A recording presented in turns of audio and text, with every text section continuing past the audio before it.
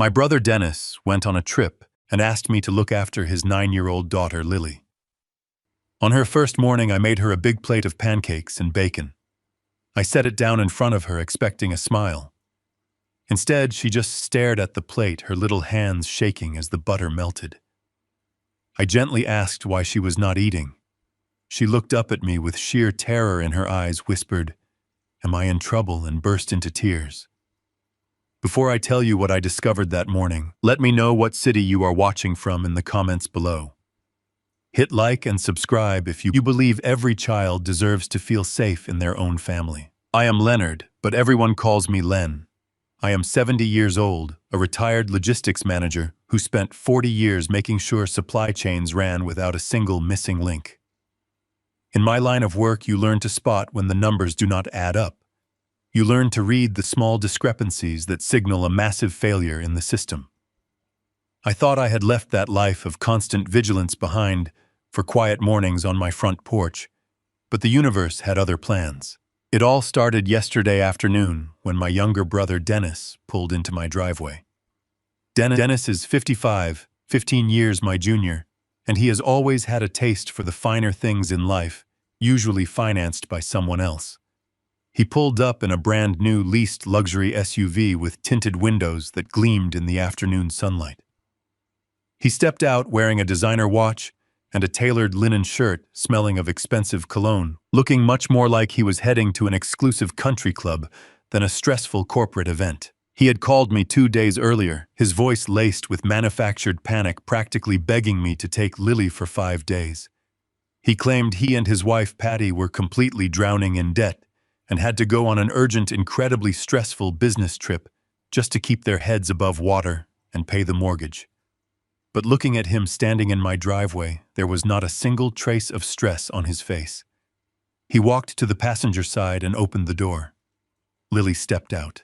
She is 9 years old, but she looked so incredibly small, shrinking into herself, as if she wanted to blend into the shadows and disappear. She was wearing a faded gray t-shirt that was clearly 2 sizes too small, and sneakers with frayed laces that had seen much better days. The stark contrast between my brother's pristine, wealthy appearance and his daughter's worn-out, neglected clothes was a glaring discrepancy my logistics brain flagged immediately. Something was entirely wrong with this picture. Dennis did not even bend down to hug her. He grabbed her small, battered duffel bag from the trunk and essentially shoved it into my hands. "Len, I really owe you one." He sighed heavily, dramatically, rubbing his temples to feign exhaustion. "This trip is going to absolutely kill me, but Patty and I are just so broke right now. We have to hustle. And Lily, well, she has been a real handful lately. We just need a break to focus on work." He spoke about his own daughter as if she were a defective piece of machinery, a frustrating burden he was dropping off at a repair shop so he would not have to deal with the noise. I looked down at Lily. She stood perfectly still on this concrete. Her eyes fixed firmly on her scuffed shoes, not making a single sound. "Be a good girl," for Uncle Len. Dennis tossed casually over his shoulder as he climbed back into his expensive SUV. He did not wait for her to reply. He did not kiss her goodbye. He just rolled up the tinted window and sped off, leaving a cloud of exhaust floating in my quiet neighborhood. I took Lily inside, showed her the guest room, and tried to make gentle conversation, but she answered only in soft, single words. "Yes, sir. No, sir." She was like a little ghost haunting my hallways. I figured she was just shy or missing her parents. I had absolutely no idea of the nightmare she was actually living in that house. That brings us to the next morning.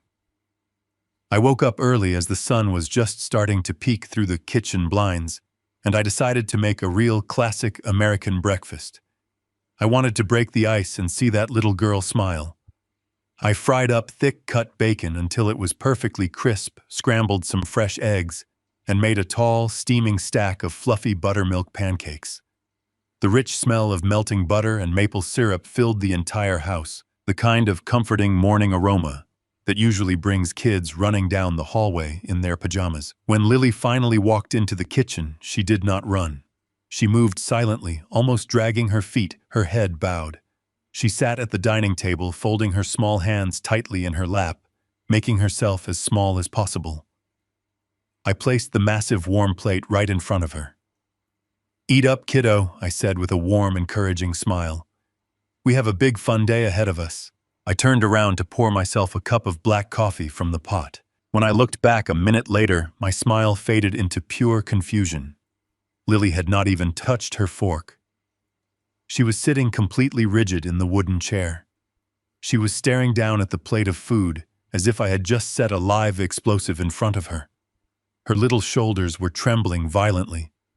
I walked over and pulled out a chair, sitting down right next to her. "Lily, is everything okay?" I asked softly, trying not to startle her. "Are you not hungry? Do you not like pancakes? I can make you something else if you want." She slowly lifted her head. Her large eyes were wide, brimming with tears that suddenly spilled over her pale cheeks. She looked at me with a level of pure, unadulterated terror that no 9-year-old child should ever possess.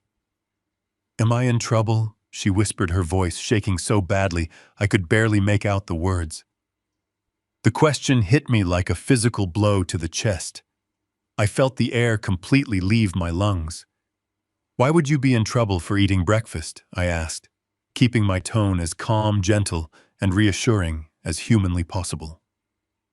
She looked down at the tall stack of pancakes, then back at me, tears streaming freely down her face now. "Because it is too much," she sobbed, her little fingers clutching her own arms in a defensive posture. "It costs too much money. I am not supposed to eat this much. I am a financial burden." The words coming out of her mouth sounded rehearsed, like a cruel, twisted script she had been forced to memorize and repeat. A financial burden. No child on this earth learns that kind of corporate punishing phrase on their own. It is taught to them. It is beaten into their self-worth day after day until they truly believe they are nothing but a drain on the people who are supposed to love them. I took a deep, steadying breath, forcefully, pushing down the sudden, violent surge of raw anger rising thick in my throat. I could not afford to scare her. She was already terrified. I needed her to trust me completely. I reached across the oak table and gently placed my large, calloused hand over her trembling, tiny fingers. "Lily, listen to me very carefully," I said, making sure my eyes met hers and held them. "You are never a burden. Food is not a privilege you have to earn or apologize for. In this house, you eat until you are completely full. No one is ever going to be angry with you for eating." She wiped her nose with the back of her sleeve, looking at me as if I were speaking a foreign language she had never heard before. "But at home, my mom weighs my food," she whispered, the floodgates of her secret finally opening. "She puts my plate on a little digital kitchen scale before I can sit down. She says she and Dad are working so incredibly hard to pay the heavy bills, and that I eat them out of house and home. I am only allowed to have the scraps they leave behind on their plates, or just one piece of dry toast in the morning. If I ask for more, if I say my tummy hurts because I am hungry, they get furious and yell that I am ungrateful and selfish." Every single word she spoke was a jagged puzzle piece snapping violently into place, revealing a picture so horrific and abusive it made my blood run absolute cold. My mind flashed back to Dennis standing in my driveway yesterday afternoon. His shiny designer watch, his leased luxury SUV, the complaints about being completely broke and overwhelmed, the way he looked completely untouched by poverty, perfectly tanned and groomed, while his own daughter sat at my kitchen table in clothes that were practically falling apart at the seams. He was actively starving his own child while playing the victim to anyone who would listen. My very first instinct was to pick up the kitchen phone, dial my brother's number, and scream at him until my vocal cords bled. I wanted to demand he turn his expensive car around, drive back to my house and face me like a man. I wanted to tear him apart for what he was doing to this sweet, innocent girl. But 40 years of logistics and management training forcefully kicked in, overriding my immediate fury. You do not fix a broken, toxic system by yelling at it blindly. You investigate. You gather hard data. You find the structural weak points and then you dismantle the entire operation completely so it can never be rebuilt. If I called Dennis right now in a fit of rage, he would just deny it. He would smoothly claim Lily was lying or exaggerating or acting out just exactly like he had planted the seed for yesterday. He would come and take her away from my protection, and she would be forced right back into that house of horrors, and they would punish her for speaking out. I could not let that happen. Not on my watch. I needed irrefutable proof. I needed undeniable, rock-solid evidence of what they were doing to her behind closed doors. I needed to see inside their house. I gave Lily the most encouraging, grandfatherly smile I could muster. I picked up a knife and cut a piece of the warm pancake, soaking up a little syrup, and held it out on the fork toward her. "We are going to make a deal," I told her softly. "While you are here with Uncle Len, the scale does not exist. There are no rules about how much you cost. You eat what you want when you want, and as much as you want." "Okay." She hesitated for a long, agonizing moment, her eyes darting between the fork and my face searching for a trap. Then she slowly opened her mouth and took the bite. When the sweet taste of butter and maple syrup hit her tongue, a tiny tentative smile appeared through her tears, lighting up her face for the very first time. I watched her finally pick up her own fork and start to eat my heart, breaking into 1,000 pieces for the trauma this little girl had already endured. But beneath that profound heartbreak, a cold, calculating, and ruthless resolve was taking permanent shape in my mind. Dennis and Patty thought they could drop their daughter off like unwanted luggage and go live their luxurious fake lives without consequence. They thought I was just a tired, naive old man who would not ask any difficult questions. They were about to find out in the most devastating way possible that they had just made the biggest, most catastrophic mistake of their entire lives. The rest of the morning passed quietly until I noticed the sound. Lily was sitting on the living room rug, watching television, when a dry, tight cough started rattling in her small chest. I walked over and knelt beside her, asking if she was feeling all right. She rubbed her chest and told me her breathing felt heavy. She said she needed her daily asthma inhaler. I nodded and went straight to the battered duffel bag my brother Dennis had shoved into my hands the day before. I unzipped it and pulled out the contents.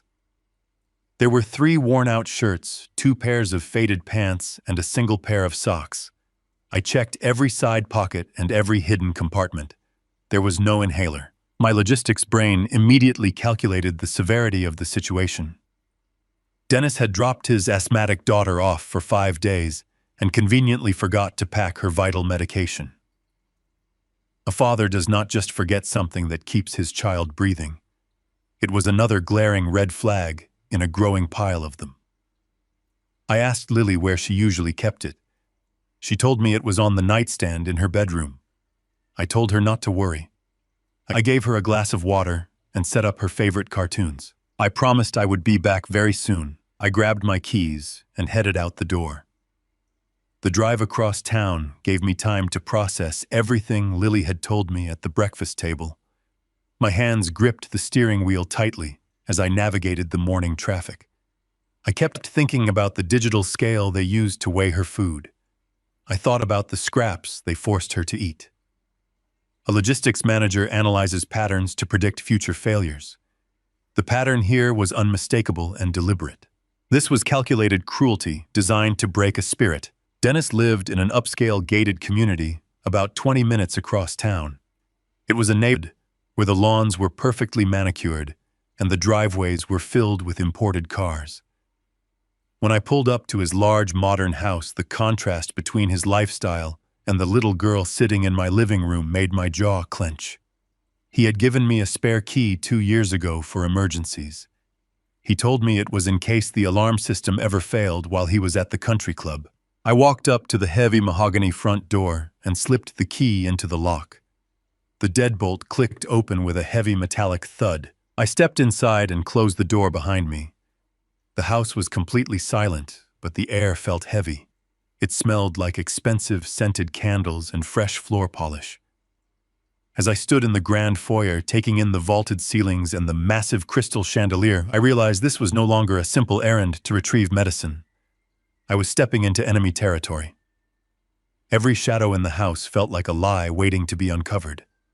My military and logistics background took over entirely. I moved silently across the hardwood floors, making sure my footsteps made absolutely no sound.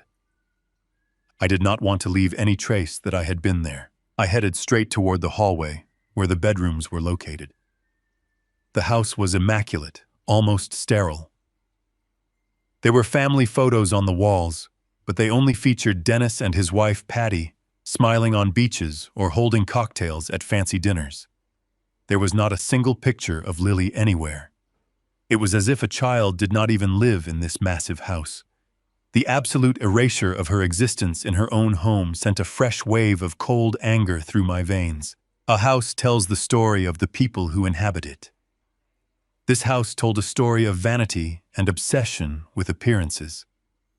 I pushed the anger down and focused on the mission. Find the inhaler. Gather data. Get out. I opened the first door on the right, expecting a typical child room. Instead, I found a home gym equipped with thousands of dollars worth of brand new exercise machines. I moved to the next door. It was a guest bathroom stocked with luxury towels and expensive lotions. Finally, I reached a small door at the very end of the hallway, tucked away near the laundry room. It looked like a storage closet. I turned the handle and pushed it open. The room was barely larger than a walk-in closet. There was a thin mattress on the floor, covered with a single gray blanket. A small plastic dresser sat in the corner. There were no toys, no posters, no bright colors. The only source of light was a tiny window high up on the wall. I stepped inside and the sheer cruelty of the space hit me physically. This was where my brother forced his daughter to sleep while he lived in luxury. It was a holding cell for a prisoner. The floor was bare wood, without even a small rug for warmth. The air in the room was stale and cold. I walked over to the plastic dresser. On top of it, sitting next to a broken hairbrush, was the small plastic inhaler. I picked it up and slipped it into my pocket. My hands were shaking not from fear, but from the immense effort it took to keep my rage under control. I had come for medicine, but I had found the first undeniable piece of evidence. The abuse was not just emotional or nutritional. It was deeply structural. They were systematically breaking this little girl down, stripping away her humanity piece by piece. I turned around to leave the suffocating little room. But my eyes caught something in the hallway. The door to the master bedroom was slightly ajar. Through the crack, I could see sunlight pouring over massive velvet curtains and a custom king-sized bed. The difference between Lily's dark closet and their sprawling suite was a discrepancy too massive to ignore. The logistics manager inside me knew that to dismantle a corrupt system, you have to see the whole operation. You have to follow the trail of resources. I knew I should just leave the house and return to Lily. I had the inhaler. The errand was technically complete. But I also knew that if I walked out that front door now, I would be turning a blind eye to the rest of the puzzle. I stepped out of Lily's room and walked slowly toward the master bedroom. I pushed the heavy oak door open completely. I was no longer just an uncle doing a favor. I was an investigator gathering the ammunition I needed to destroy my brother's perfect fake life. Stepping into the master bedroom felt like walking into a high-end boutique in the wealthiest part of the city. The plush carpet beneath my shoes was thick and pristine white. The air conditioning was running silently, keeping the massive space at a perfectly comfortable temperature. I stood at the threshold, letting my eyes adjust to the sheer volume of excess surrounding me. The centerpiece of the room was an enormous custom bed draped in silk sheets and a heavy down comforter. It looked like it belonged in a 5-star luxury resort. Flanking the bed were matching mahogany nightstands, each holding a heavy crystal lamp. At the foot of the bed sat a tufted velvet bench holding several expensive-looking shopping bags. I walked closer to the bench. The bags were from exclusive designer stores downtown. I reached in and pulled out a silk blouse. The price tag was still attached, dangling loosely from the collar. It read $800. Next to it lay a pair of leather heels still wrapped in their protective tissue paper. The receipt sitting at the bottom of the shopping bag showed a total of over $2,000 for just one single afternoon of shopping. I thought about the frayed laces on Lily and her ruined sneakers. I thought about her faded gray shirt that was 2 sizes too small. The anger in my chest tightened, turning into a hard, heavy stone. On a long glass vanity across the room lay a collection of expensive electronics. 2 brand-new tablets were stacked neatly next to a sleek, lightweight laptop. Beside them, an automatic watch winder, gently rotated 3 heavy gold watches.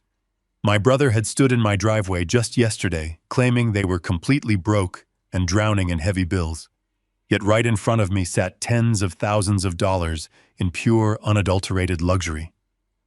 None of this was bought on a tight budget.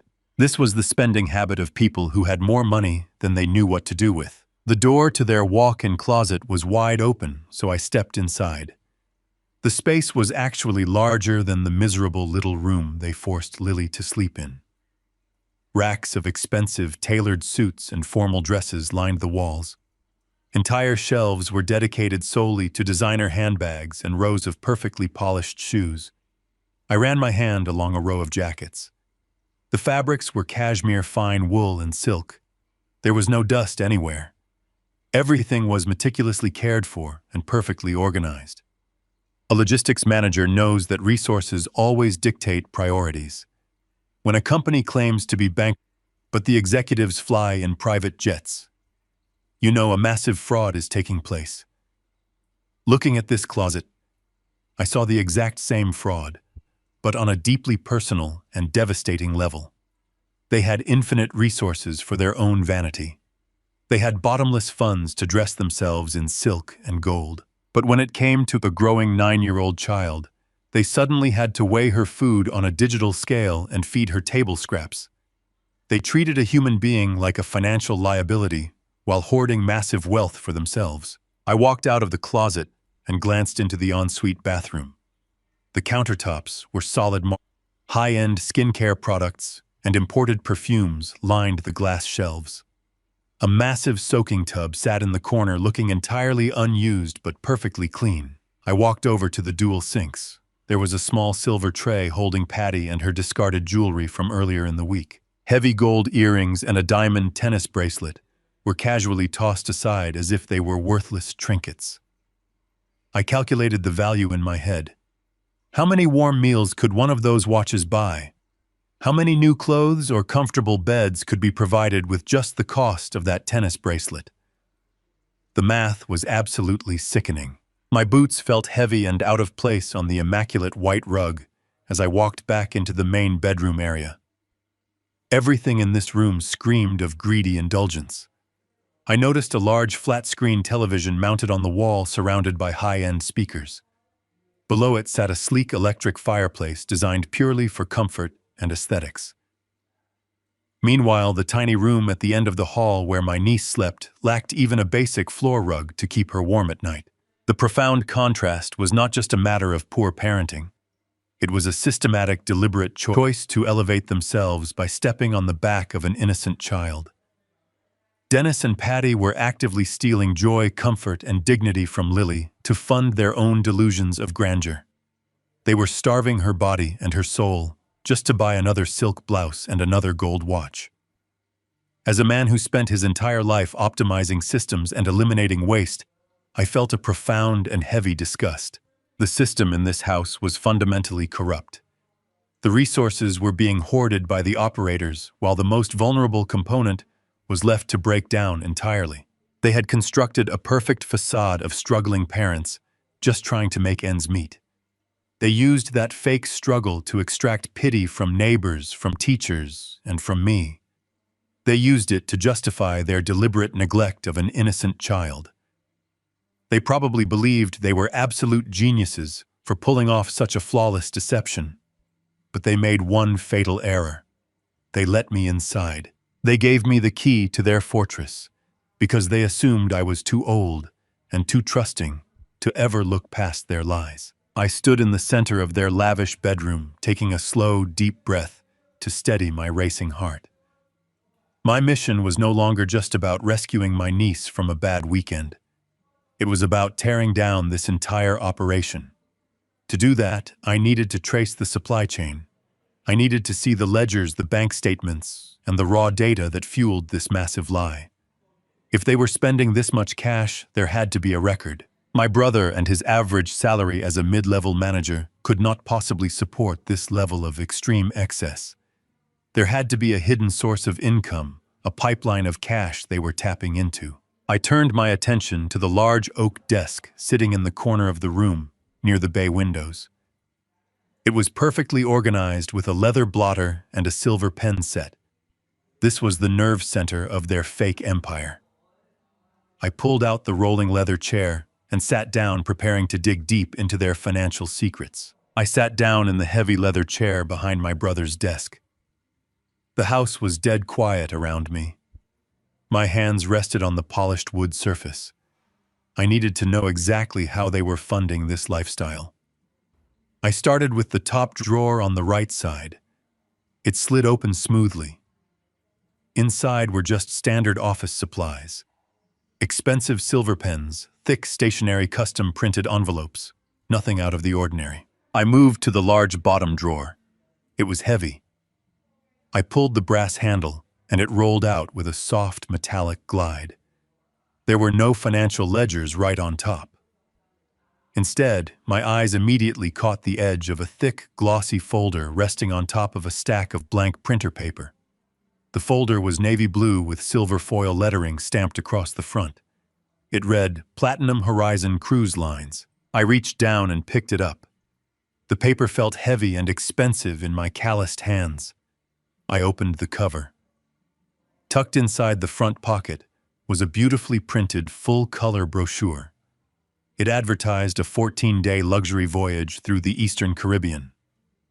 The pictures showed crystal-clear blue waters, private cabanas on white sand beaches, and elegant dining rooms with crystal chandeliers. The brochure boasted about 24-hour butler service, premium beverage packages, and exclusive couples spa retreats. I felt a cold, hard knot form in my stomach.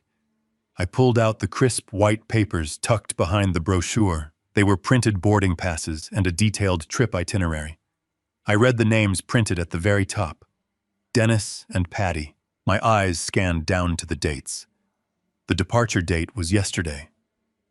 The exact same afternoon, Dennis had stood in my driveway, rubbing his temples and looking me right in the eye, while he complained about how hard he had to hustle just to keep his head above water. The exact same afternoon, he claimed he was going on an incredibly stressful business trip to pay his heavy bills. I looked at the return date. It was exactly 14 days from now. My mind immediately flagged the massive discrepancy. Dennis had only asked me to watch Lily for 5 days. He had stood there and begged me for a 5-day favor. The logistics manager inside my head instantly decoded his entire strategy. I was going to call me on day 4 from some sunny beach in the Bahamas. I was going to put on a panicked voice, claim his business deal hit a major snag, and beg me to keep Lily for another week. He knew I would never say no. I knew I would never abandon my niece. He had factored my loyalty into his sick equation to score free childcare while he sailed across the ocean. I flipped to the second page of the itinerary. It was the itemized receipt for their vacation. The total cost was printed in bold black ink at the bottom of the page. $18,500. I sat perfectly still in the leather chair, staring at that number. $18,500. I thought about the tiny dark closet down the hall. I thought about Lily sitting rigidly at my kitchen table, terrified to eat a pancake, because she had been brainwashed into believing she was a financial burden. I thought about the digital kitchen scale her mother used to weigh out her miserable scraps of food. They were starving a 9-year-old girl to save pennies, and then turning around and dropping nearly $20,000 on a 2-week vacation in a private ocean suite. The sheer, unadulterated evil of it took my breath away. It was not just neglect. It was financial and emotional torture. They were extracting every ounce of joy and comfort from that little girl to feed their own bottomless vanity. I remembered Dennis as a child. He was always asking for more. More toys, more allowance, more attention. My parents gave him everything, and I always looked out for him because I was the older brother. I spent my whole life making excuses for his selfish behavior, telling myself he would eventually grow out of it. But he never grew out of it. The selfishness just festered and mutated into something deeply monstrous. Now it had a victim. A small, innocent victim who could not fight back. I did not scream. I did not throw the glossy brochure across the room. Anger is a hot emotion, and hot emotions cause you to make careless mistakes. I needed to remain completely cold. I took my cell phone out of my pocket. I opened the camera application. I held my hand perfectly steady and took a high-resolution photograph of the front of the folder. I turned the page and took a picture of the boarding passes, making sure their names and the flight details were perfectly clear. I turned to the receipt and photographed the $18,000 total, ensuring the date of purchase was visible. I photographed every single page of that itinerary. The private snorkeling excursion they had booked. The $500 couples massage they had scheduled for day 3. The premium champagne package they had upgraded to. I captured every single piece of undeniable proof that my brother was a liar, a fraud, and an abuser. When I was finished, I carefully stacked the papers back together exactly the way I had found them. I slid the boarding passes behind the brochure. I closed the navy blue folder and placed it gently back into the bottom drawer, resting it precisely on top of the blank printer paper. I pushed the heavy drawer closed. It shut with a soft final click. Dennis and Patty believed they were completely untouchable. They were likely sitting on a teak deck right now, sipping expensive cocktails, congratulating themselves on how easily they had manipulated the tired old man back home. They thought their secret was safe behind the heavy mahogany doors of their gated community. But data never lies. The paperwork always tells the true story. I had the medical neglect documented with the inhaler in my pocket. I had the photographic evidence of their fake business trip securely saved in my phone. I was building a fortress of evidence around them brick by brick, and they had absolutely no idea. I sat back in the chair and let out a long, quiet breath. The boarding passes were the motive, but they were not the source. $18,000 does not just appear out of nowhere for a mid-level manager drowning in debt. There had to be an origin point for this cash. They were siphoning resources from somewhere. I needed to find the actual supply line. I leaned forward again, my eyes scanning the remaining drawers of the heavy oak desk. The real financial records had to be here somewhere. I was not leaving this house until I found the exact pipeline funding this house of horrors. I opened the middle drawer of the heavy oak desk. It was locked, but the lock was a simple cylinder mechanism. I reached into my pocket and pulled out my old keyring, finding a small flat tool I used for opening packages. I slid it into the lock, applied a little pressure, and twisted. The lock clicked open with a dull pop. I pulled the drawer out slowly. Inside there were no pens or paper clips. It was filled with thick manila envelopes stacked neatly in chronological order. I picked up the top envelope. The return address in the upper left corner belonged to a major wealth management firm downtown. The recipient name printed in bold black ink made my heart stop beating for a second.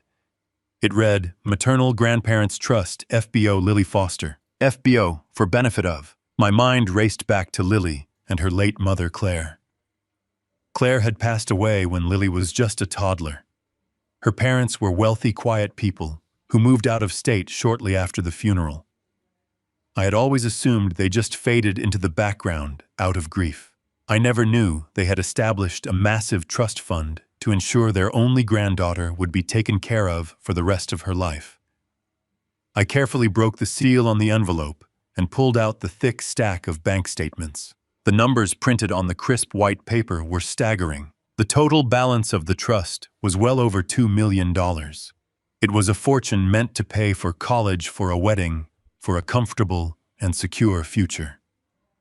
But it was the transaction history on the second page that made the blood roar in my ears. I traced my finger down the column of withdrawals. Every single month without fail, there was a massive transfer of exactly $8,000 moved directly from the trust into a joint checking account owned by Dennis and Patty. I looked at the memo line printed next to the transfer. It read, "Specialized home care and dietary needs." I felt a cold wave of pure nausea wash over me. Specialized home care and dietary needs. They were actively starving a 9-year-old child. They were forcing her to eat scraps and weighing her food on a digital kitchen scale, telling her she was too expensive to feed. Meanwhile, they were legally siphoning $8,000 a month out of her own inheritance, using her supposed dietary needs as the official justification. It was a level of sociopathic greed I could barely comprehend. They were not just neglecting her. They were financing their entire fake luxury lifestyle using the money her dead grandparents had left to protect her. The silk blouses, the gold watches, the custom bed, the $18,000 Caribbean cruise. Every single piece of it was bought with blood money stolen directly from an abused and terrified little girl. I sat in the silent bedroom, looking at the paperwork in my hands. The pieces of the puzzle locked together, forming a picture of absolute horror. Dennis had never been a successful manager. He was a parasite. He had engineered a perfect system of exploitation. By keeping Lily isolated and beaten down emotionally, he ensured she would never speak up. By keeping me at a distance and playing the stressed-out father, he ensured I would never ask questions. They had trapped a child in a closet while they looted her future. I carefully took my phone out of my pocket and photographed every single page of the bank statements. I captured the account numbers, the routing details, the signatures, and the memo lines. I made absolutely sure the $8,000 monthly transfers were perfectly legible. My logistics training had taught me that when you find a leak in the supply chain, you document the exact source before you shut it down. I was gathering the ammunition required to completely obliterate my brother and his wife. When I finished photographing the documents, I slipped them back into the manila envelope. I placed the envelope exactly where I found it and pushed the drawer shut, turning the lock back into place with my small tool. I stood up from the leather chair and took one last look around the opulent master bedroom. It no longer looked like a luxury suite. It looked like a crime scene. I walked out of the master bedroom and made my way back down the hallway, pausing briefly outside the tiny closet where Lily was forced to sleep. I looked at the thin mattress on the bare floor and the broken hairbrush on the plastic dresser. A fierce protective instinct settled deep in my chest. Dennis and Patty thought they were returning to their perfect rich life in a few days. They thought they could just pick Lily up and continue their reign of terror. I reached into my pocket and felt the small plastic inhaler. I had come to this house for medicine, but I was leaving with a weapon. I walked out the front door and locked it firmly behind me. I walked to my car, climbed inside, and gripped the steering wheel.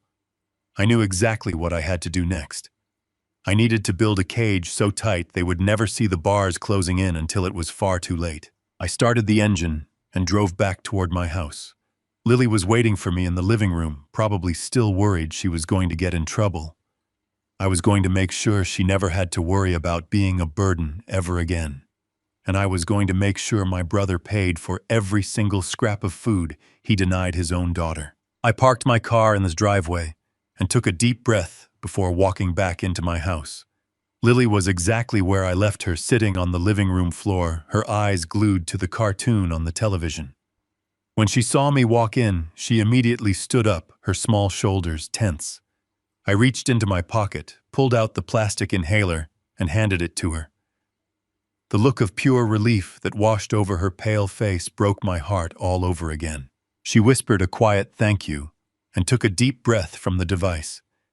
I smiled at her, told her to keep watching her show, and walked into the kitchen. I needed a moment to compose myself. I poured a glass of cold water and leaned against the counter, the weight of what I had just discovered in my brother's house pressing down on my chest. Just as I set the glass down, my cell phone began to vibrate violently against the granite countertop. I looked at the bright screen. The caller identification displayed my brother name, Dennis. The timing was almost too perfect. He was calling right on schedule, exactly as I had predicted. I closed my eyes, took a very slow, deep breath, and locked away every single ounce of the burning rage I felt. I had to play my part perfectly. I had to be the naive, tired older brother who suspected absolutely nothing. I swiped the screen and answered the call, forcing my voice to sound casual and relaxed. "Hey Dennis," I said, keeping my tone light and conversational. "How is the big business trip going?" A heavy, dramatic sigh came through the speaker. "Oh, Len, it is an absolute nightmare," Dennis complained. His voice was thick with manufactured exhaustion, the kind of fake fatigue you hear from a bad actor in a cheap stage play. "I am stuck on a terrible layover right now. The flights have been delayed, the airport food is complete garbage, and the clients are breathing down my neck. I am running on 3 hours of sleep and far too much bad coffee. I just wanted to check in and see if you were surviving." I listened closely to the background noise on his end of the line.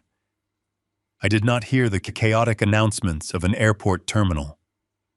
I did not hear the dull roar of travelers dragging suitcases. Instead, I heard the faint rhythmic sound of ocean waves crashing against a shoreline, and the distant cheerful melody of a steel drum band playing a tropical tune. He was not stuck in an airport terminal. I was standing on a sun-drenched deck in the Bahamas, sipping expensive liquor paid for by his abused daughter trust fund and lying directly to my face. "I am surviving just fine, Dennis," I replied, injecting a note of older brother sympathy into my voice. "You just keep your head down and get the work done. You know how these corporate trips go.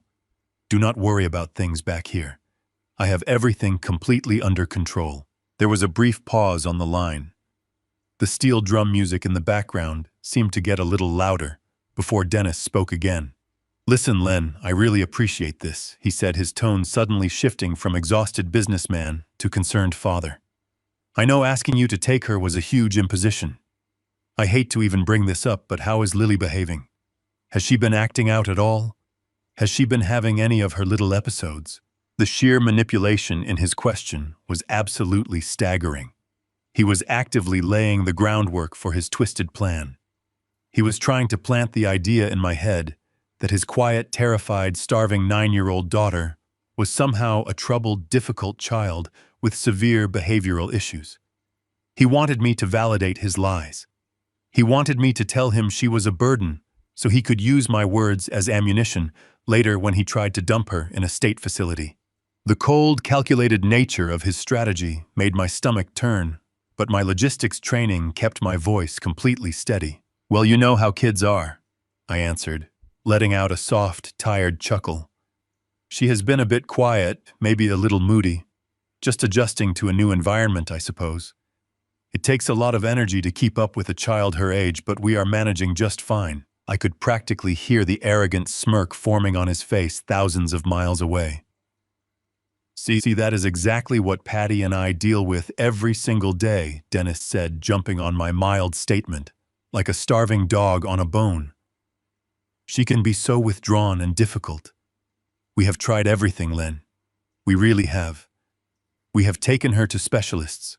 We have tried different parenting techniques, but nothing ever seems to work. She just drains the absolute life out of us. It is incredibly hard on Patty, and it is putting a massive strain on our marriage.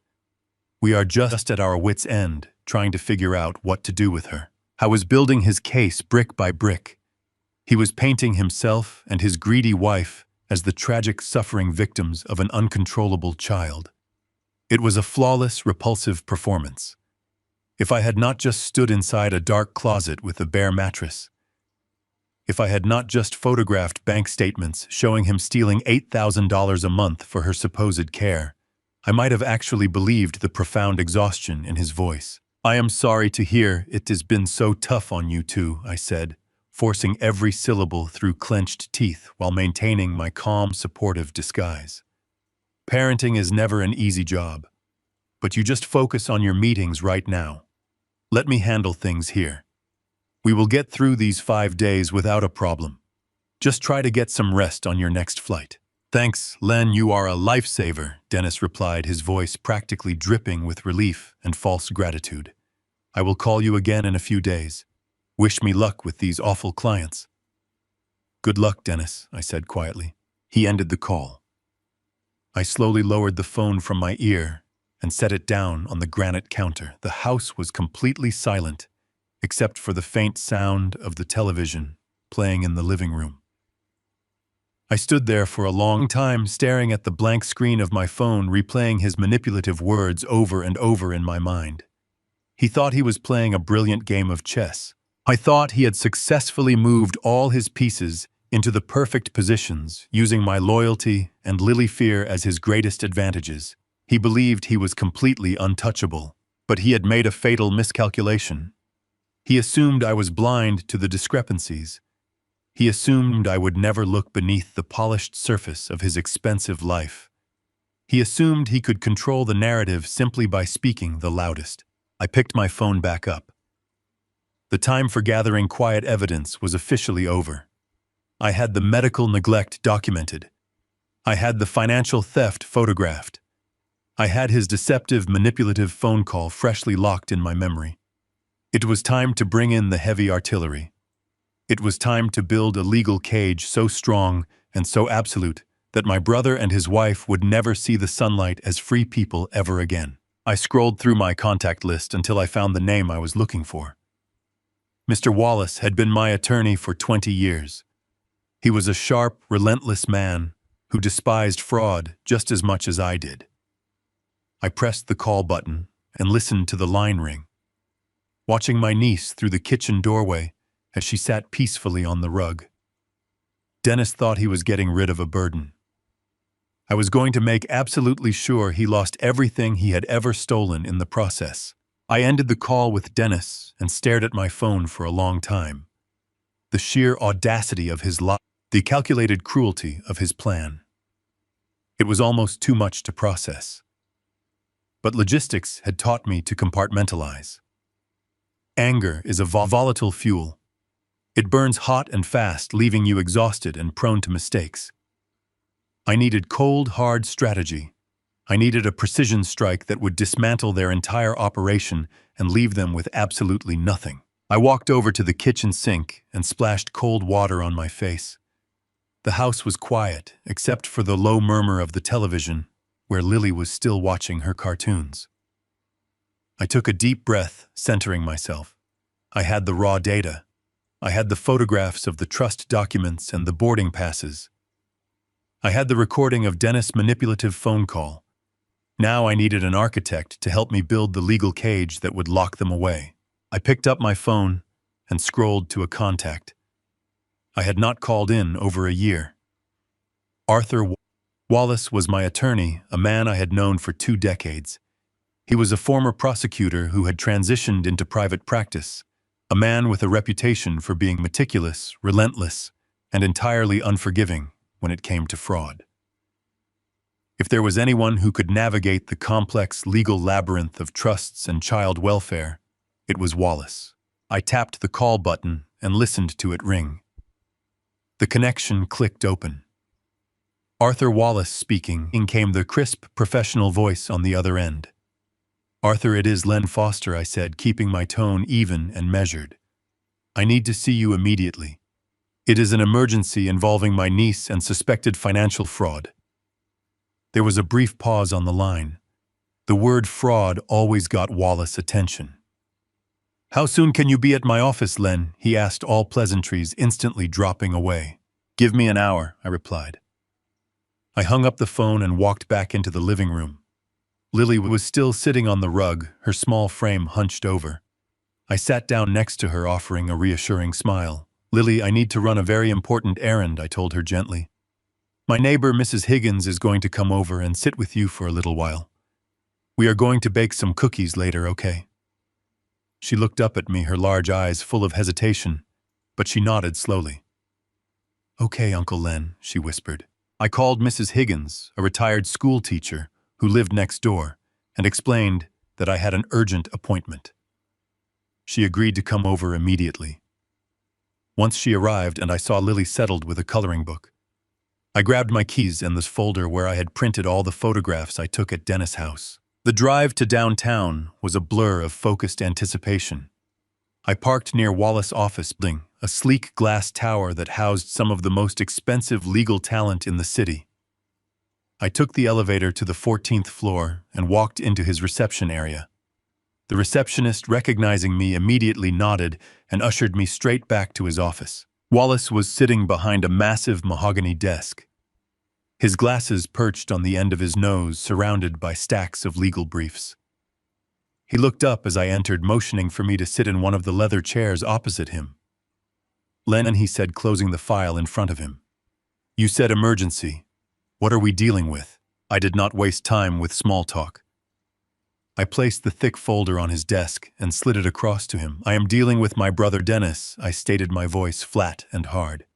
"He dropped his 9-year-old daughter Lily off at my house yesterday, claiming he was going on a stressful business trip because he was broke.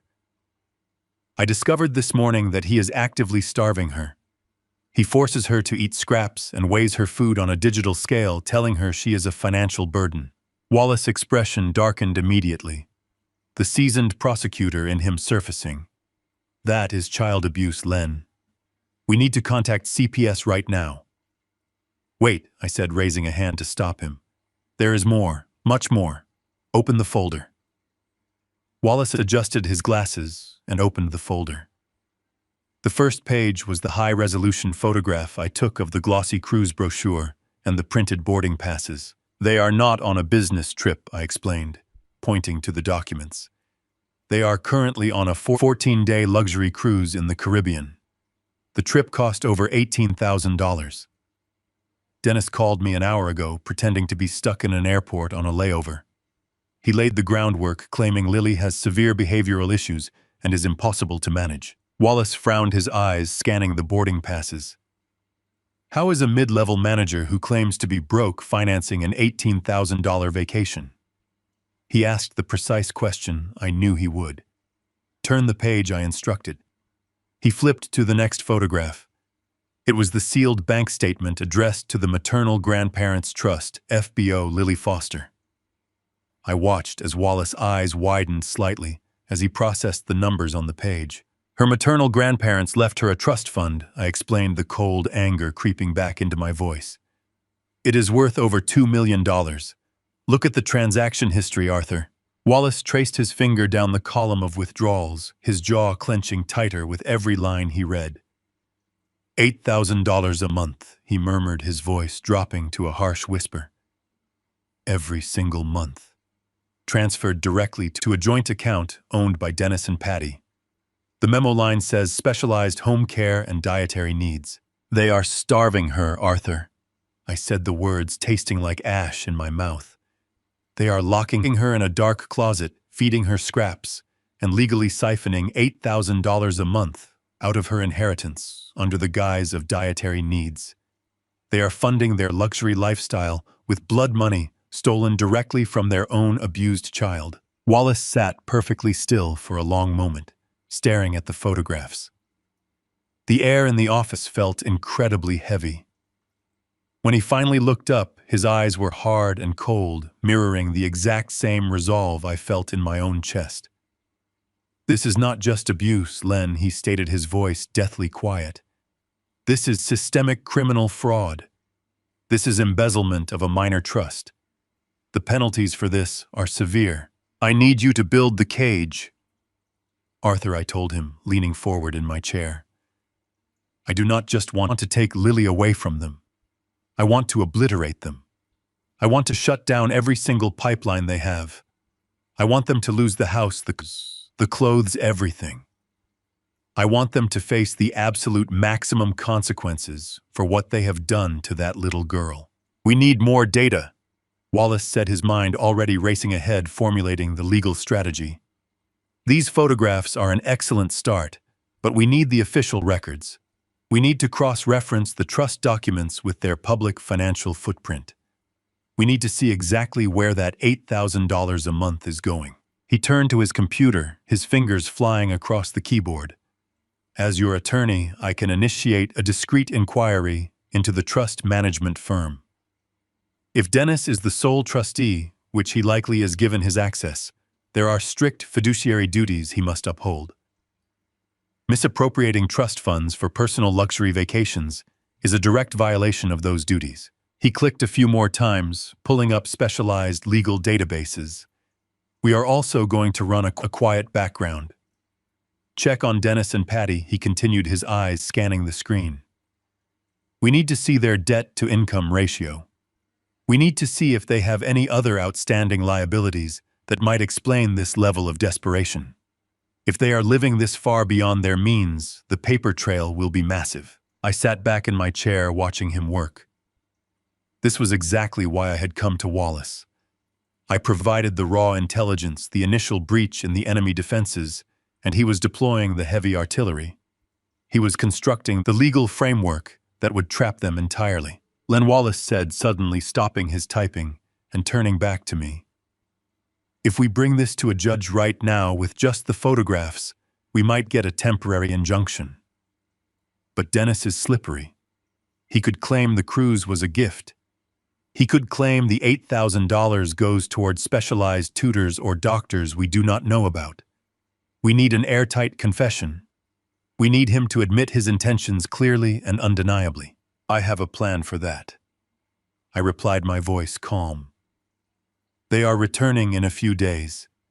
They think I am completely clueless. They think I bought their story about the stressful trip and the difficult child. When they come to pick her up, I am going to push them. I am going to use Dennis' own lies against him. I will get him to admit exactly why they view her as a burden. Wallace nodded slowly, a grim smile forming on his face. You get the confession, Len. You get him to state his intentions clearly, and I will make sure the right people are listening when he does. We are going to build a trap so devastating they will not even realize the door has closed until they are already sitting in a jail cell. Wallace turned his computer monitor toward me so I could see the screen. It was filled with rows of black text and green numbers. This was the digital footprint of my brother Dennis. This was the financial ghost he thought he had buried deeply under layers of fake smiles and tailored suits. Wallace had used his specialized legal access to pull the public records and cross-reference the trust fund accounts. The raw data sitting right in front of us was absolutely undeniable. Look at this, Len Wallace said softly. He pointed a steady finger at the screen. The trust was established 10 years ago by Claire parents. The initial deposit was $2.5 million. It was designed to mature and grow, ensuring Lily would have access to top-tier education, healthcare, and a secure adult life.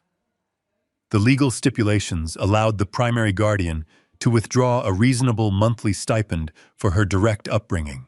Dennis took the word reasonable and stretched it into an absolute nightmare. Wallace scrolled down to the transaction history for the past 3 years. Every single month on the first day of the month, an automatic transfer of exactly $8,000 was initiated. The money moved from the high-yield trust account directly into a private checking account owned exclusively by Dennis and Patty. I stared at the glowing screen. $8,000 a month. That is nearly $100,000 a year, completely tax-free. That kind of money could buy the finest organic groceries, the best private tutors, and the most comfortable bedroom a child could ever possibly want. Instead, Lily was sleeping on a bare mattress in a dark, windowless closet. She was wearing faded shirts that pinched her small shoulders and frayed sneakers that offered zero support. What exactly is he claiming this money is for? I asked. My voice felt incredibly heavy in the quiet office. Wallace clicked on one of the specific transaction details. Here is the official justification filed with the wealth management firm. Dennis submitted a sworn affidavit claiming Lily requires specialized home care and highly specific dietary needs. He documented that she has severe food aversions and needs expensive imported supplements.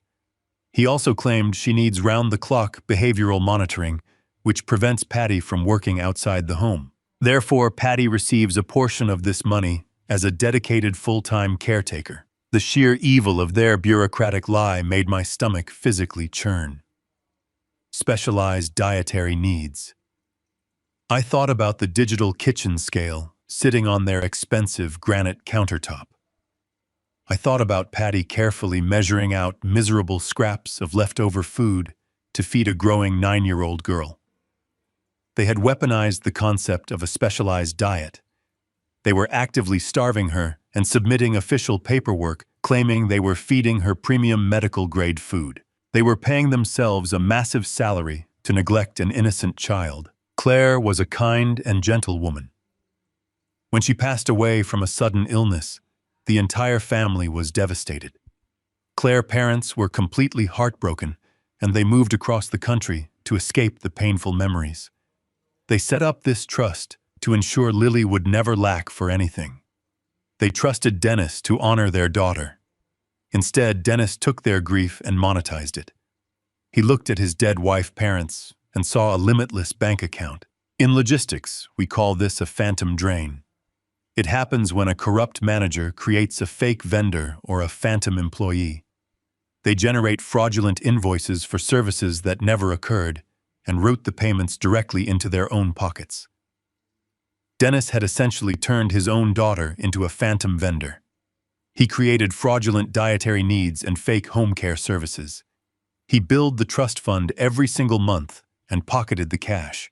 It was a flawless embezzlement scheme because the only witness was a terrified little girl who had been brainwashed into absolute silence. "Where is the cash actually going?" Arthur, I asked. "If they are pulling down $100,000 a year from the trust, plus his regular salary, they should be incredibly wealthy." Yet he stood in my driveway crying about heavy bills and crushing debt. Wallace began pulling up credit reports and property tax records. Dennis might have a lot of cash coming in, but he has a massive spending addiction. Wallace typed rapidly, bringing up a new set of financial data. He is financing a life he still cannot afford. Look at these liabilities. They are leasing 2 luxury vehicles. The monthly payment on that SUV he drove to your house is over $1,200 alone. They have a membership at the Elite Country Club downtown, which carries a $50,000 initiation fee and steep monthly dues. The picture became painfully clear. Dennis and Patty were obsessed with looking like they belonged to the upper crust of society. They wanted the status, the prestige, and the envy of their neighbors. But Dennis was just a mid-level manager. His legitimate salary could never support a country club lifestyle. So they looked for a revenue stream, and they found it in the maternal grandparents' trust. Patty never worked a single day after marrying Dennis. She spent her days at the spa or the country club, and yet the legal paperwork designated her as a full-time specialized caregiver. The sheer audacity of her entitlement made my blood boil. "But even with the stolen $8,000 a month, they are drowning," Wallace continued. "They have maxed out 3 premium credit cards to pay for designer clothes and expensive jewelry. They took out a second mortgage on their house to fund a massive kitchen renovation last year. They are robbing Peter to pay Paul. The trust fund is the only thing keeping them from total financial ruin. That $18,000 Caribbean cruise was likely put on a fresh credit card, and they are counting on the next few months of trust withdrawals to pay off the minimum balances. They are desperate," I realized aloud. That is why Dennis was so aggressive on the phone. That is why he was trying to paint Lily as a difficult burden. If anyone ever investigated their household and realized Lily was not receiving specialized care, the wealth management firm would freeze the trust. Dennis and Patty would lose their $8,000 lifeline immediately. Their entire fake empire would completely collapse into bankruptcy. "Exactly," Wallace agreed. "But here is the most concerning part, Len. If they are this desperate for cash, why do they hate having her around? The rational move for a fraudster would be to keep the child happy and quiet, so no one asks uncomfortable questions. But they are locking her away. They are starving her. It is almost as if they want her to disappear completely, but they still want access to the money." My blood ran absolute cold. I thought about Dennis complaining that Lily was a drain on their marriage. I thought about Patty forcing her to eat scraps. They did not just want the money. They deeply resented the fact that they had to house the child to get it. They wanted the $2 million trust fund entirely for themselves, without the daily reminder of where it came from. Arthur, I said, my voice dropping to a harsh whisper. If they resent her this much, and they are this desperate for cash, what is stopping them from just walking away? What is their endgame? Wallace stopped typing. He looked at me, his expression hardening into something deeply concerned. That is the missing variable, he said. Fraudsters always have an endgame. They always look for a loophole that gives them maximum profit with minimum liability. If Dennis is laying the groundwork telling you she has severe behavioral issues, he is building a narrative. He is preparing a story for an audience. I leaned forward, resting my elbows on the mahogany desk. We need to find out who that audience is, Arthur. We need to know who he is telling this story to, besides me. Wallace turned back to his computer. Let me dig deeper into the state and county family court databases. If Dennis is trying to establish a documented history of severe behavioral problems, he might have filed something official. Give me a few minutes to run his name through the family welfare registry.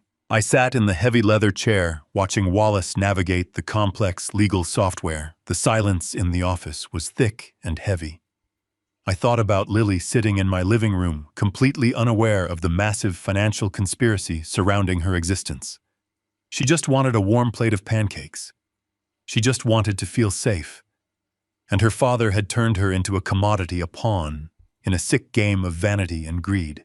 I promised myself right then and there that Dennis would never touch another penny of that trust fund. I would freeze his accounts. I would repossess his luxury cars. I would make sure every single piece of designer clothing Patty owned was sold to pay back the money they stole. I was going to financially ruin them before they even saw a jail cell. I watched the progress bar on Wallace's screen slowly fill with green. The database was searching through thousands of county records, cross-referencing Dennis' name with any official petitions filed in the last 6 months. The green bar reached the end of the screen. A new document popped up. I saw Wallace's eyes narrow as he read the title of the petition. The look of pure professional disgust that crossed his face told me everything I needed to know. The financial theft was only the beginning of their monstrous plan. Wallace did not speak for a long time. The green progress bar on his computer screen vanished, replaced by a stark white document filled with dense legal text. I watched his eyes scan the paragraphs. His face, usually an unreadable mask of professional detachment, grew pale. The seasoned attorney, who had seen decades of corporate fraud and financial ruin, looked physically sick. "What is it, Arthur?" I asked, my voice echoing in the quiet room. "What did he file?" Wallace took a deep breath, removed his glasses, and rubbed the bridge of his nose. He filed a petition for state intervention, Len. A petition for involuntary surrender due to severe and unmanageable behavioral disturbances. I sat frozen in my leather chair. The words hung in the air, heavy and toxic. I asked him to explain exactly what that meant in plain English. Wallace leaned forward, his hands clasped tightly together on the mahogany desk. 2 weeks ago, your brother Dennis submitted official paperwork to the county family court.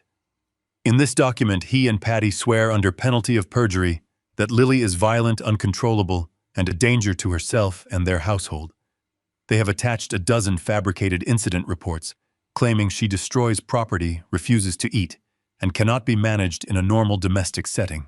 They are formally requesting that she be removed from their home and permanently placed in a state-run juvenile psychiatric boarding facility. The sheer monstrous scale of their lie, a violent, unmanageable danger to herself. I thought about the little girl currently sitting on my living room floor, coloring quietly with my neighbor. The child who was so terrified of being a financial burden that she shook while looking at a plate of pancakes. They had broken her spirit, crushed her down into a silent ghost, and now they were telling the legal system she was a monster. A state-run facility. I repeated the words, tasting like poison. They want to throw her into a state institution. But Arthur, if the state takes custody of her, do they not lose control of the trust fund? Why would they give up the very thing keeping them from bankruptcy? That is the darkest part of this entire operation, Len Wallace replied, his voice hard and cold. This specific petition is a deeply cynical legal loophole. They are not asking to terminate their parental rights. They are asking the state to institutionalize her for her own medical benefit. They are positioning themselves as desperate, loving parents who have exhausted all other options and need the state to step in and provide specialized institutional care. He turned the monitor so I could see the final page of the petition. Because they retain their status as her legal guardians and primary trustees, they keep complete control over the maternal grandparents' trust. In fact, they specifically note in this application that they will need to continue drawing the $8,000 a month to hold in reserve for her future specialized care or to cover supplementary medical costs that the state facility does not provide. I stared at the glowing screen, my vision blurring slightly at the edges. The entire puzzle was finally complete. This was their endgame. This was the ultimate phantom drain. They were going to lock a perfectly healthy, sweet 9-year-old girl in an underfunded state psychiatric ward, surrounded by locked doors and heavy medication. They were going to abandon her in a place where no one would ever listen to her because she had already been legally labeled as disturbed and unmanageable. They were going to let the state pay for her miserable existence while they sat in their luxury house siphoning her inheritance every single month to pay their country club dues and credit card bills. The 14-day luxury cruise was not just a vacation. It was a celebration. They had filed the paperwork, set the trap, and gone to the Caribbean to drink champagne while they waited for the court to approve the destruction of their own daughter. The 5 days they asked me to watch her was just a convenient way to keep her out of the house while they packed for their trip and avoided looking her in the eye. I stood up from the leather chair. The cold, calculated logistics manager inside my mind took complete control. There was no more shock.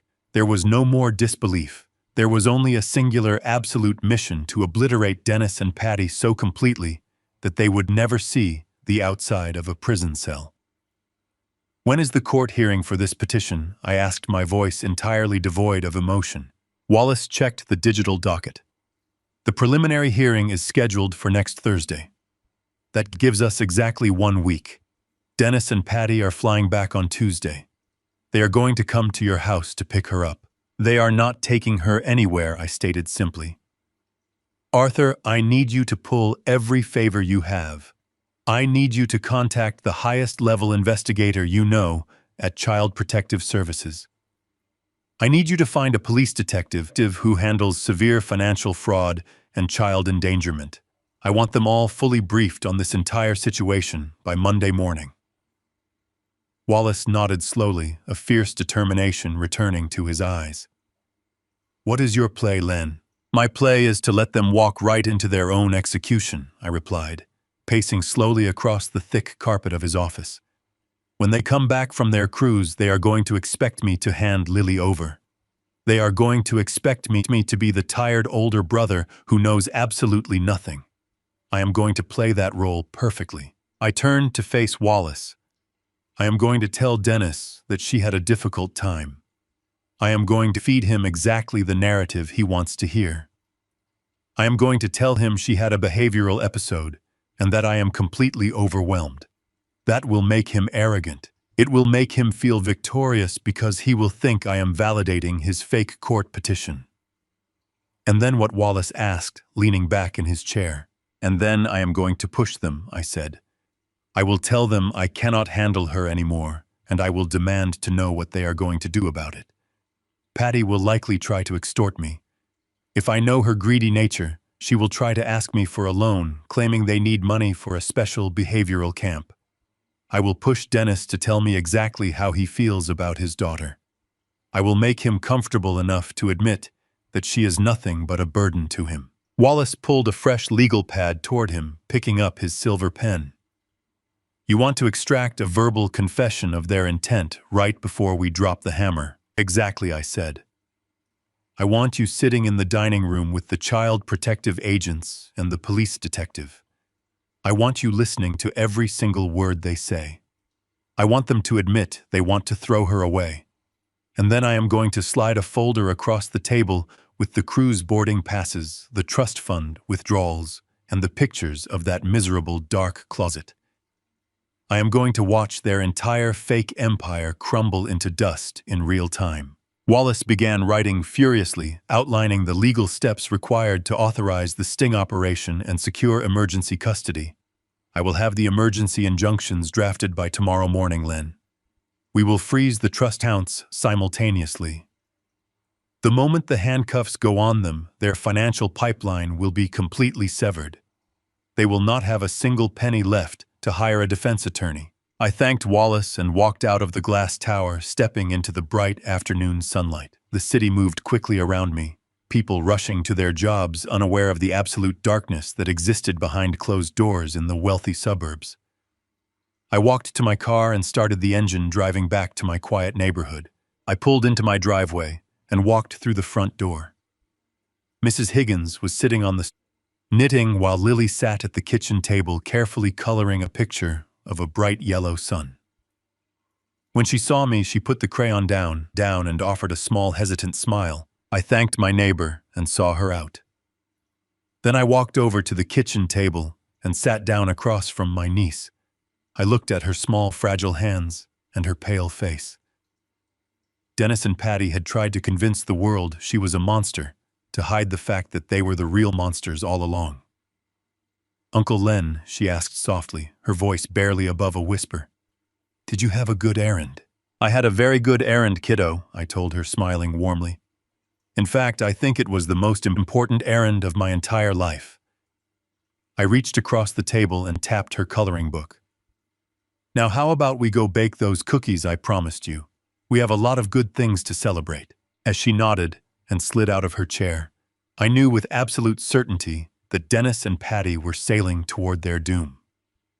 The trap was set, the steel jaws were ready to snap shut, and I was going to make sure they paid for every single tear this little girl had ever shed. The 5th day finally arrived. I stood by the large window in my living room, looking out at the quiet suburban street. My heart was beating with a slow, cold rhythm. I had spent the last 48 hours coordinating with Arthur Wallace and local law enforcement, preparing a trap so flawless that my brother would never see the walls closing in. But before the trap could spring, I had to deliver the performance of my entire life. The shiny leased luxury SUV turned the corner and slowly rolled into my driveway. I watched through the blinds as Dennis and Patty stepped out of the vehicle. The contrast between their physical appearance and the story they had been selling was absolutely staggering. They looked like they had just walked off the set of a tropical resort commercial. Dennis had a deep golden tan, and his hair was perfectly styled. Patty was wearing expensive sunglasses and a bright summer dress, her skin glowing with the healthy radiance of someone who had spent 2 weeks relaxing on a private ocean beach. But as they began to walk up the concrete path toward my front door, I watched their entire demeanor shift. It was a calculated and repulsive physical transformation. Dennis forced his shoulders to slump forward, dragging his feet as if they were made of lead. Patty let out a loud, dramatic breath and rubbed her temples. They were putting on their costumes, instantly slipping into the roles of the exhausted, stressed-out working parents who were drowning in corporate debt. I opened the front door before they even had the chance to knock. I had already prepared my own costume. I ruffled my gray hair to make it look unkempt and unwashed. I let my own shoulders drop heavily, and I rubbed my eyes repeatedly, as if I had not slept a single hour since they left. Len, my brother said, as he crossed the threshold. He let out a long, heavy sigh and ran a hand over his perfectly tanned face. I cannot even begin to tell you how glad I am that this trip is over. It was an absolute nightmare from start to finish. The clients were completely unreasonable, the flights were delayed, and we barely got a moment to sleep.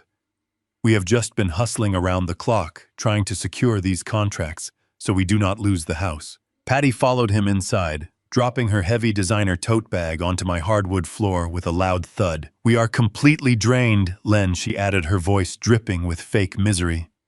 "Working this hard just to keep our heads above water takes a terrible toll on a marriage. We just want to get our daughter and go home to sleep for a week." I looked at the faint outline of a fresh sunburn on Patty's shoulders. I smelled the lingering scent of coconut oil and expensive sea salt lotion radiating off my brother. The sheer audacity of their performance made a violent surge of anger rise in the back of my throat. They had just spent 14 days drinking premium champagne on a Caribbean cruise funded by money stolen from an abused child, and they had the nerve to stand in my house and complain about how hard they work. I forced the anger down and locked it away. I nodded sympathetically, letting out a ragged, exhausted sigh of my own. "I know exactly how those corporate trips go, Dennis," I replied, my voice sounding tired and defeated. "You just have to push through the stress to pay the bills. I am just glad you two made it back in one piece." Dennis looked around the quiet living room, his eyes scanning the empty space. "Where is she?" he asked. His voice immediately dropped its fake, friendly tone, replacing it with the sharp, annoyed edge he always used when talking about his own child. I leaned heavily against the hallway wall, rubbing my forehead. "She is sitting in the guest room right now," I told him, keeping my voice barely above a whisper. I gave her some paper and crayons just to keep her quiet for a little while. Dennis turned his head and exchanged a quick, knowing look with his wife. I saw the triumphant spark ignite in his eyes. He thought his manipulative phone call from the Bahamas had worked perfectly. He truly believed that I was finally seeing the difficult, unmanageable burden he had fabricated in his twisted legal narrative. "Was she a handful?" Patty asked, stepping closer to me with a look of manufactured concern on her face. "Dennis told me she was acting out when he called you from the airport. We feel absolutely terrible leaving you alone to deal with her behavioral episodes." I looked down at the floor, shaking my head slowly from side to side. "Listen." I began, my voice carefully modulated to sound like a man who had reached his absolute breaking point. "I love you, Dennis, and I love my niece very much. But these past 5 days have been incredibly difficult for me. I am an old man. I simply do not have the energy or the patience I used to have for this kind of stress." Dennis stepped forward and placed a firm, heavy hand on my shoulder. His touch made my skin crawl, but I remained perfectly still. "I know, Len," he said, his voice thick with false sympathy. "Believe me, Patty and I know exactly how exhausting and draining she can be. You did us a massive favor taking her in while we were working so hard. We will go grab her things right now and get her out of your hair so you can finally get some peace and quiet." He turned toward the hallway, fully expecting to march into the guest room, grab Lily, and walk right back out to his shiny SUV. He thought he could just collect his daughter and continue his reign of terror behind closed doors. I moved my body, slightly blocking his path to the hallway. The trap was fully set. The steel jaws were completely open. All I had to do was invite them to step inside. "Hold on a minute, Dennis," I said, holding up my hand to stop him. I took a deep, shaky breath, playing the part of the overwhelmed older brother to absolute perfection. "Before you take her back home, we really need to sit down and talk. Something happened yesterday. We need to have a very serious private conversation about Lily and her behavior before I let her leave this house." Dennis stopped dead in his tracks. He looked at Patty, and the fake exhaustion completely vanished from their tanned faces. It was instantly replaced by a look of hungry, eager anticipation. They thought I was about to validate every single lie they had submitted to the state family court.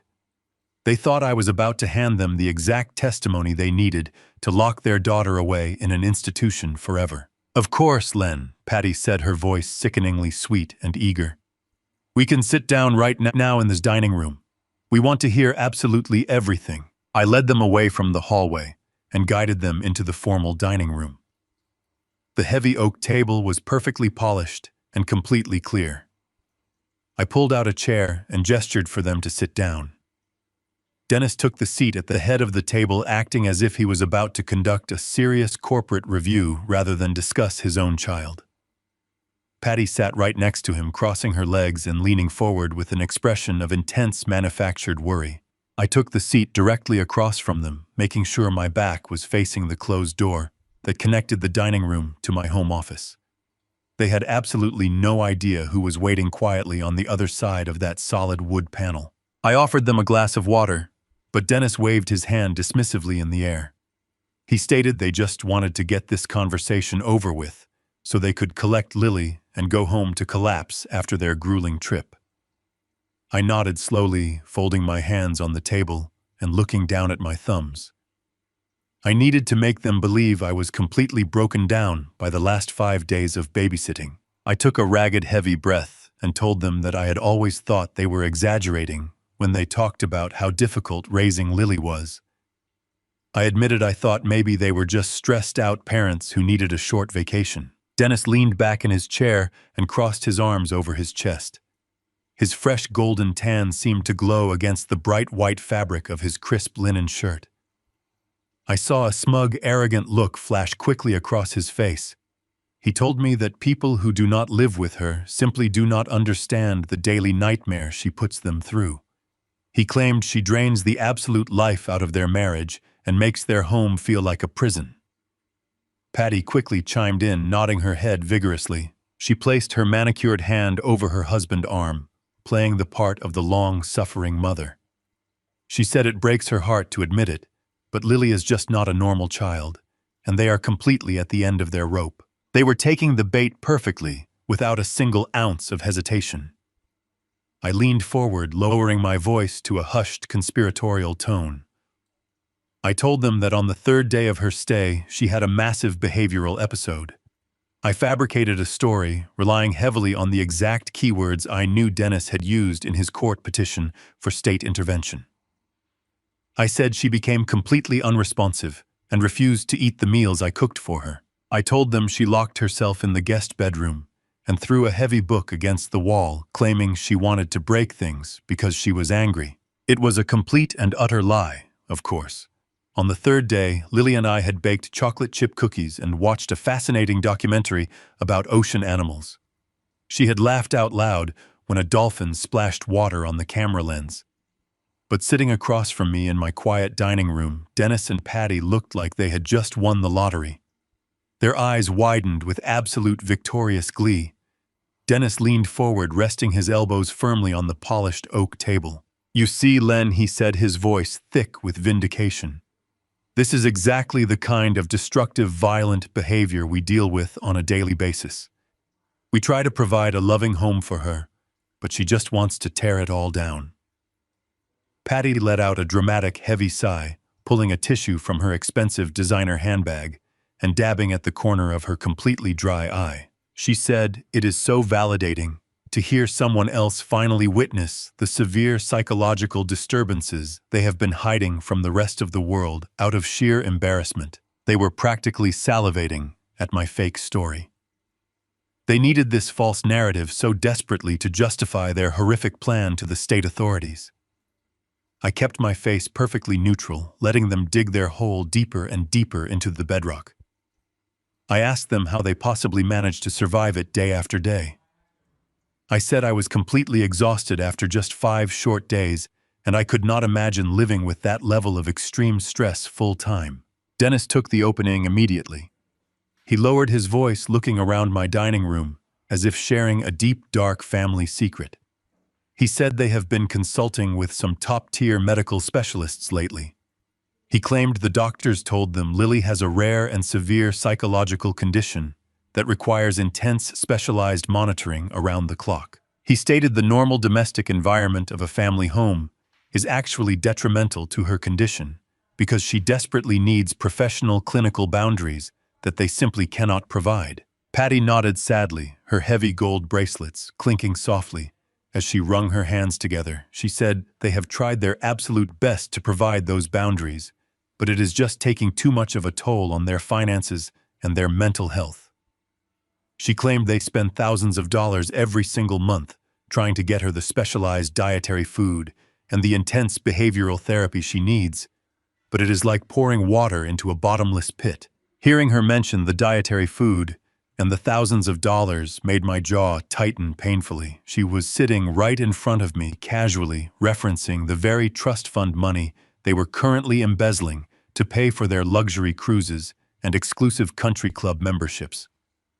She was using the exact same fraudulent language they had submitted to the wealth management firm. My logistics brain logged every single word, recording the precise terminology they were using to build their deceptive trap. I knew the people waiting in my office were writing down every syllable. I looked back and forth between the two of them, maintaining my posture of a defeated, overwhelmed old man. I asked them what the next step was. I said they could not possibly continue living like this if it was destroying their marriage and pushing them toward absolute bankruptcy. I needed them to put their cards on the table. I needed them to walk right up to the edge of the extortion attempt so the law enforcement agents waiting in the next room could hear every single dirty detail. Dennis looked at Patty, exchanging a long, loaded glance. It was the look of two predators who believe they have completely cornered their weak prey. He turned back to me, his expression serious and firmly resolved.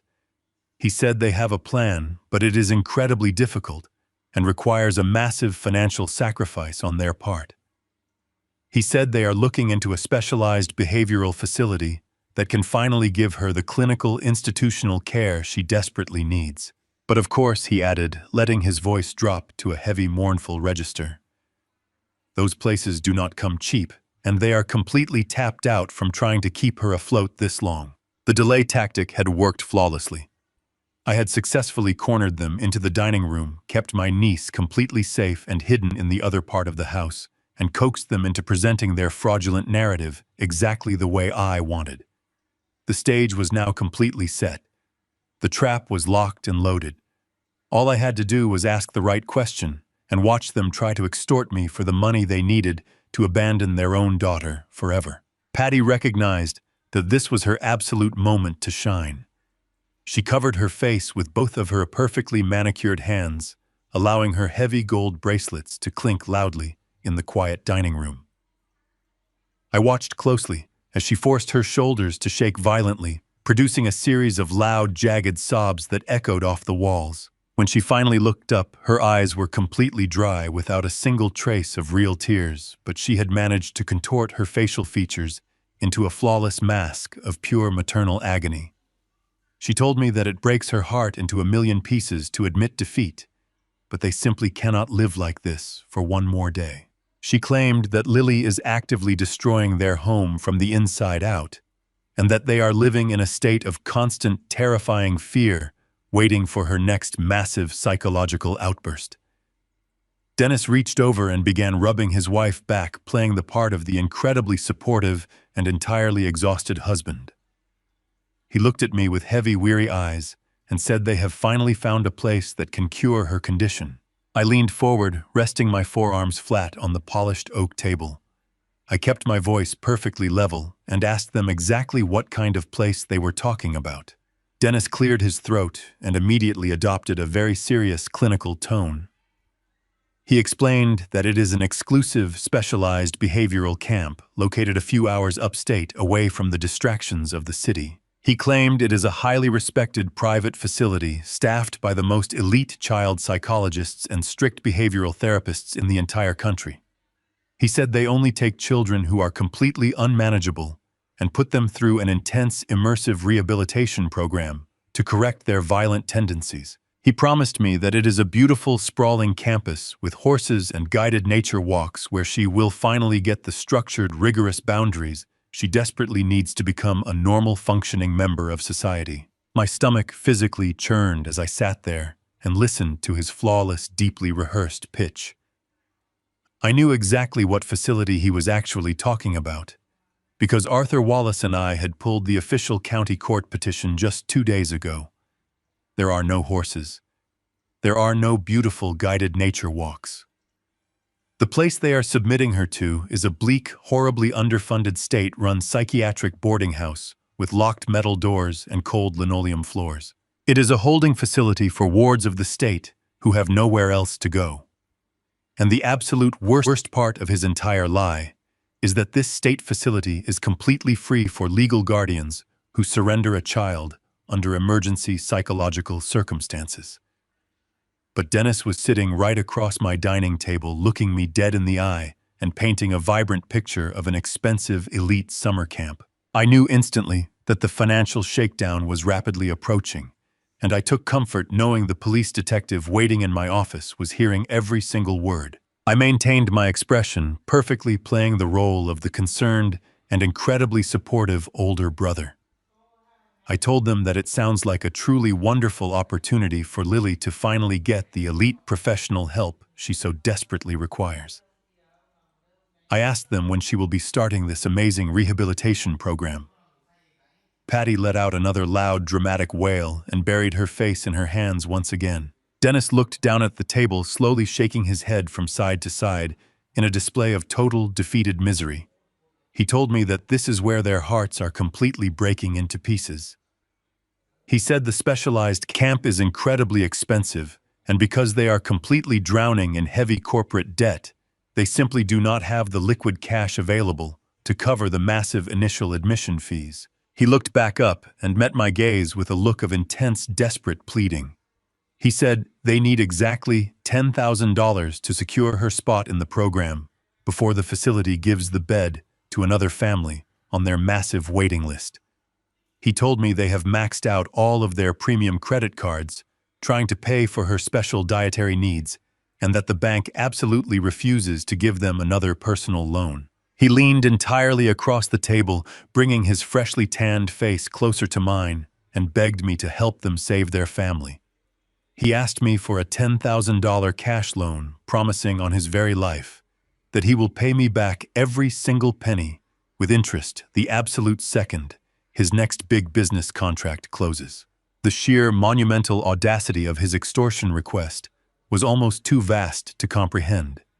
He just spent almost $20,000 of his abused daughter trust fund on a luxury Caribbean cruise sipping premium champagne on a private balcony. Now he was sitting in my house trying to extort his 70-year-old retired brother for another $10,000 in liquid cash to cover a state facility that does not cost him a single dime. He wanted me to hand over $10,000 of my hard-earned retirement savings so he could likely pay off the credit card debt from his tropical vacation. He was trying to monetize the abandonment of his own child twice over. I was attempting to execute a secondary phantom drain right in front of my face. He assumed I was just a soft, trusting old man who would gladly write a massive check to help my struggling younger brother. He believed his performance was so incredibly brilliant that I would blindly hand over my life savings to send my niece to a beautiful imaginary horse camp. I looked at Patty, who was peeking through her fingers to gauge my reaction. I looked at Dennis, who was holding his breath, waiting for me to pull out my checkbook and solve all of his fabricated financial problems. They were so greedy, so incredibly confident in their own deception, that they had no idea they were sitting directly in the center of the trap. I took a slow, quiet breath, preparing for the final phase of the operation. I just needed to push them one step further to secure the absolute ultimate confession before the hammer finally dropped. I sat back in my chair and looked at my brother. I did not reach for my wallet. I did not offer a sympathetic nod. I simply let the heavy silence stretch across the dining room table. Dennis shifted in his seat, his custom leather shoes scraping faintly against the hardwood floor. He was waiting for me to cave to hand over my retirement savings out of pure familial obligation. But I needed him to say the quiet part out loud. I needed the agents sitting in my home office to hear the absolute truth from his own mouth without any filters or fake tears. I kept my voice perfectly flat and asked him to explain exactly why she was such a massive burden. I told him $10,000 is a significant amount of money, and if I was going to finance this specialized camp, I needed to understand the exact root of the problem. I asked him what a 9-year-old girl could possibly do that makes their lives so completely unbearable that they would need to send her away permanently. Dennis let out a scoffing laugh. He leaned back, crossing his arms over his chest, and looked at me with an expression of pure, arrogant exasperation. He told me I could not possibly understand the immense financial drain she puts on them. He said she is a bottomless pit of expenses.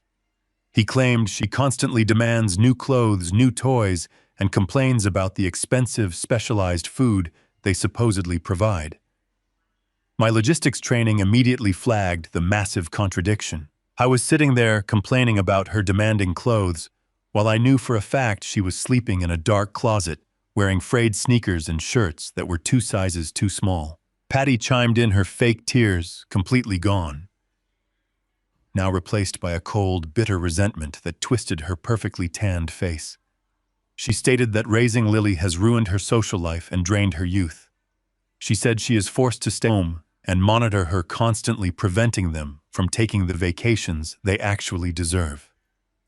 She spoke the word vacations with such entitlement it made my stomach physically turn. They had just returned from a 14-day luxury cruise paid for with stolen trust fund money, and she had the audacity to sit in my dining room and claim Lily was holding them back from traveling. I kept my face entirely neutral and asked if there was any affection left in their home. I asked Dennis if he felt any paternal bond toward his own daughter, or if he was simply looking for a convenient way to erase her from his daily routine. I needed to push him just a little bit further. I needed him to drop the clinical excuses and expose the raw greed hiding underneath. Dennis rolled his eyes and let his polished mask slip completely. He thought he had me completely cornered. He believed my probing questions were just the hesitant ramblings of a naive old man who needed a little harsh reality before writing the final check. He leaned forward, placing his hands flat on the oak table, and looked me dead in the eye. He told me there is absolutely no paternal bond left. He stated clearly that he never wanted to deal with a damaged child. He said they only kept her around this long because it was expected of them and because it helped maintain their image in the gated community. But he admitted that the image is no longer worth the heavy cost. He called his own 9-year-old daughter a parasite. He said she eats their food, takes up space in their beautiful home, and offers absolutely nothing of value in return. Patty nodded vigorously, agreeing with every cruel, venomous word. She told me Lily is nothing but an unwanted financial liability. She said they are incredibly tired of pretending to care about a child who just drags them down into poverty. She stated they want to send her to this facility so they can finally wash their hands of her permanently. She said once Lily is locked away in that camp, they can finally start living their real lives without a miserable kid ruining their perfect aesthetic. Dennis smiled a cruel, greedy smile. He told me that sending her away is the only way they can finally be free. He admitted they want her out of their lives for good. He said they plan to sign her over to the facility and never look back.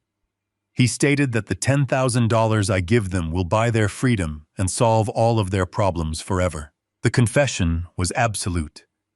It was cold, calculated, and entirely devoid of any human empathy. He did not mention her fake behavioral issues anymore. He did not pretend he was trying to cure a medical condition. He openly admitted that she was just an inconvenient expense, and they were actively conspiring to abandon her so they could continue funding their vanity and their country club lifestyle. I sat perfectly still, absorbing the sheer magnitude of his monstrous admission. He had just confessed to treating a child like a disposable commodity. He had openly stated his intent to abandon her solely for financial and selfish reasons. The police detective and the child protective agents sitting in my office had just recorded a textbook confession of child neglect and emotional abuse directly from the mouths of her legal guardians. I looked at my brother. I looked at his expensive linen shirt, his designer watch, and his perfect tropical tan. I thought about the cruise boarding passes sitting in the manila folder beside my chair. I thought about the $2 million trust fund he was actively looting while claiming his daughter was a massive financial burden. He was a parasite complaining about the host he was slowly bleeding dry. I asked him one final time to be absolutely clear. I asked if he truly believed abandoning her was the only solution. Dennis let out a short, arrogant laugh. He told me it is the best solution for everyone involved. He said Lily is a lost cause, and they are completely done wasting their time and resources on her. He stated that once I write the check, they can drop her off at the facility and finally wash their hands of the entire miserable situation. He reached into his designer jacket and pulled out a sleek silver pen, placing it on the table between us. He told me to just write the check so they could all move on with their lives. The absolute arrogance in his voice was the final nail in his own coffin. He truly believed he had won the game. He thought he had successfully manipulated his tired old brother into funding his child abandonment scheme. He was so blinded by his own greed and vanity that he could not see the massive shadow looming right over his head. I did not reach for the silver pen. I did not reach for my checkbook. I simply placed my hands on the polished oak table and let a long, slow breath escape my lungs. The delay tactic was officially over. The extortion attempt was fully documented. The raw, undeniable truth was completely out in the open. The trap was locked. It was finally time to drop the hammer and watch their perfect fake empire shatter into a million pieces. I sat perfectly still, looking at the shiny silver pen resting on the polished oak table between us. Dennis was watching my hands, expecting me to reach into my pocket and pull out my checkbook. He was waiting for his $10,000 reward for successfully manipulating his older brother. Patty was leaning forward, her breathing shallow and eager. They thought the performance was completely over. They thought they had secured their freedom and successfully abandoned their daughter. I did not reach for the pen. I did not pull out my checkbook. Instead, I reached down beside my chair and picked up the thick manila folder I had prepared with Arthur Wallace. The folder felt incredibly heavy in my hands. It held the absolute destruction of their entire fake luxury lifestyle. I placed the folder flat on the table and slowly slid it across the smooth wood until it rested directly in front of my brother. Dennis frowned, looking down at the unmarked envelope. He glanced up at me, his arrogant expression faltering just a fraction of an inch. He asked what this was. He said he just needed a simple cash check so they could secure the spot at the facility immediately.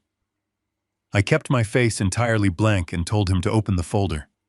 I said if he wanted $10,000 of my retirement savings, he needed to look at the paperwork I had prepared. Patty let out a frustrated sigh, crossing her arms over her chest. She complained that they were completely exhausted and did not have time to review legal documents right now. But Dennis was already reaching for the folder. He flipped open the heavy manila cover. The very first item sitting right on top of the stack was the high-resolution photograph of the glossy navy blue folder from Platinum Horizon Cruise Lines. Right below the brochure were the clear pictures of their printed boarding passes showing their names and the exact dates of their 14-day luxury Caribbean vacation. I watched the color completely drain out of my brother. The deep golden tan he had acquired while sipping expensive champagne on a private ocean deck seemed to vanish instantly. His jaw dropped open. He stared at the photograph of the $18,000 receipt, as if it were a venomous snake preparing to strike him. Patty leaned over to see what he was looking at. When her eyes registered the image of the boarding passes, she let out a sharp gasp and covered her mouth with her manicured hands. I told them I hoped the weather in the Bahamas was beautiful. I said it must be incredibly difficult to deal with delayed flights and stressful corporate clients when you are actually sitting by a resort pool drinking premium liquor. I stated that $18,000 is a massive amount of money to spend on a vacation for two parents who claim they are completely bankrupt and drowning in heavy debt. Dennis stammered, trying to find the words to explain the massive discrepancy. He tried to claim the trip was a corporate gift and that the boarding passes were just a massive misunderstanding. But his voice was shaking violently. The confident, arrogant businessman was entirely gone, replaced by a panicked fraudster who realized his supply chain of lies had just been completely severed. I told him to turn this page. I did not raise my voice. I kept my tone as cold and precise as a surgeon holding a scalpel. Dennis trembled as he moved the photographs of the cruise aside. The next document in the stack was the official bank statement from the Maternal Grandparents Trust. The bold black letters spelling out Lily Foster stared right back at him. I had highlighted the column of withdrawals in bright yellow ink. Every single month showed a transfer of exactly $8,000 moved directly into his personal joint checking account. The memo line reading specialized home care and dietary needs was crystal clear. Patty began to breathe rapidly, her chest heaving in absolute panic. She looked around my dining room as if searching for an escape route. They both knew exactly what that document meant. It was undeniable written proof of their massive systemic embezzlement. I looked Patty dead in the eye and asked her exactly what kind of specialized dietary needs require $8,000 a month. I asked her if weighing a child food on a digital kitchen scale and forcing her to eat miserable scraps off the plate costs that much money. I stated that stealing nearly $100,000 a year from an orphaned child trust fund to pay for designer silk blouses and gold watches is not just selfish. I told them it is a severe criminal offense. I watched Patty physically recoil from the photographs. Her heavy gold bracelets clinked against the oak table as her hands shook uncontrollably. She tried to open her mouth to speak to form some kind of desperate excuse about the massive financial theft, but no words came out. I told her not to insult my intelligence with another miserable lie. I said, a logistics manager knows exactly what a phantom drain looks like, and she had been generating fraudulent invoices to feed her own bottomless vanity. Dennis tried to push the folder back across the table, as if physically distancing himself from the documents would somehow erase their existence. He told me I had absolutely no right to look through his private financial records. He said I was invading his privacy and that I did not understand the heavy legal nuances of managing a major trust fund. He was desperately trying to regain control of the narrative, but the bedrock of his lies had already shattered into dust. I told him to look at the very last set of photographs. I demanded that he look at the final piece of evidence before he dared to speak to me about privacy ever again. Dennis slowly flipped the bank statements over. The final pictures were the ones I had taken inside their massive gated house. There was a bright, clear photo of their sprawling master bedroom, with the silk sheets, the electric fireplace, and the expensive luxury bags sitting on the velvet bench. Right next to it was the photograph of the tiny windowless storage closet at the end of the hallway. The image showed the bare wooden floor, the thin, miserable mattress, and the broken hairbrush sitting on the cheap plastic dresser. I asked my brother how he could possibly sleep at night in a custom luxury bed while his own flesh and blood froze on a bare floor down the hall. I told him he had turned his own daughter into a phantom vendor, generating fraudulent invoices to fund his fake upper-crust lifestyle. I stated that he had locked an innocent child in a dark closet, stripped away her human dignity, and actively starved her just so he could pay his elite country club dues. The silence in the dining room was absolute and incredibly heavy. The performance was entirely over. There were no more fake tears from Patty. There were no more arrogant complaints from Dennis. They were sitting completely exposed under the harsh, unforgiving light of the raw data. They realized in that exact moment that the tired, naive older brother whom they thought they had so easily manipulated had actually been hunting them from the very first morning. I had infiltrated their home, tracked their stolen money, and secured their complete verbal confession without them ever suspecting a single thing. The heavy silence in the dining room finally shattered. It broke not with a sudden explosion, but with the ugly, desperate sound of a man realizing his entire world was collapsing. Dennis stared at the photographs scattered across the oak table, his face twisting from panic into a deep, ugly shade of red. The polished corporate manager vanished completely. The man sitting across from me was a cornered animal realizing the trap had just snapped shut around his legs. Patty was the first to actually find her voice. The sweet, polite country club facade melted off her face, revealing the absolute malice hiding underneath. She slammed her hands down on the table, her expensive gold bracelets crashing against the wood. She began to scream at me, her voice shrill and completely unhinged. She demanded to know who I thought I was to judge them. She yelled that I had absolutely no idea how hard it was to maintain their social standing, how much pressure they were under to keep up appearances in their gated community. She actually tried to claim that the $18,000 vacation was a necessary mental health break that they desperately deserved because Lily was such a profound disappointment to them. Patty actually had the nerve to claim that managing a difficult child required immense personal sacrifice and that the trust fund money was their rightful compensation for dealing with her. She yelled that nobody understood the emotional toll it took to look at a child who reminded them of a dead relative, and that they deserved every single penny of that money for their suffering. Her absolute lack of basic human empathy was staggering. She viewed the stolen money as a hard-earned salary for the simple act of tolerating the existence of her niece. Her hysterical screaming only solidified my absolute disgust. She was sitting there looking at photographic evidence of her starving a child, and her only defense was that her social life was stressful. I did not move a single muscle. I just looked at her, letting her erratic screaming echo off the dining room walls. Dennis suddenly lunged forward. He slammed his body against the edge of the table and tried to reach across the wood, his hands grasping frantically for the manila folder. He wanted to snatch the documents, to tear up the photographs, and destroy the paper trail. He thought if he could just shred the pictures of the trust fund statements and the empty closet, he could somehow erase the reality of what he had done. I casually slid the folder an inch to the left, moving it just out of his frantic reach. I placed my heavy, calloused hand flat on top of the manila cover, looking him dead in the eye. I told him he could tear up every single piece of paper on this table, but it would not change a thing.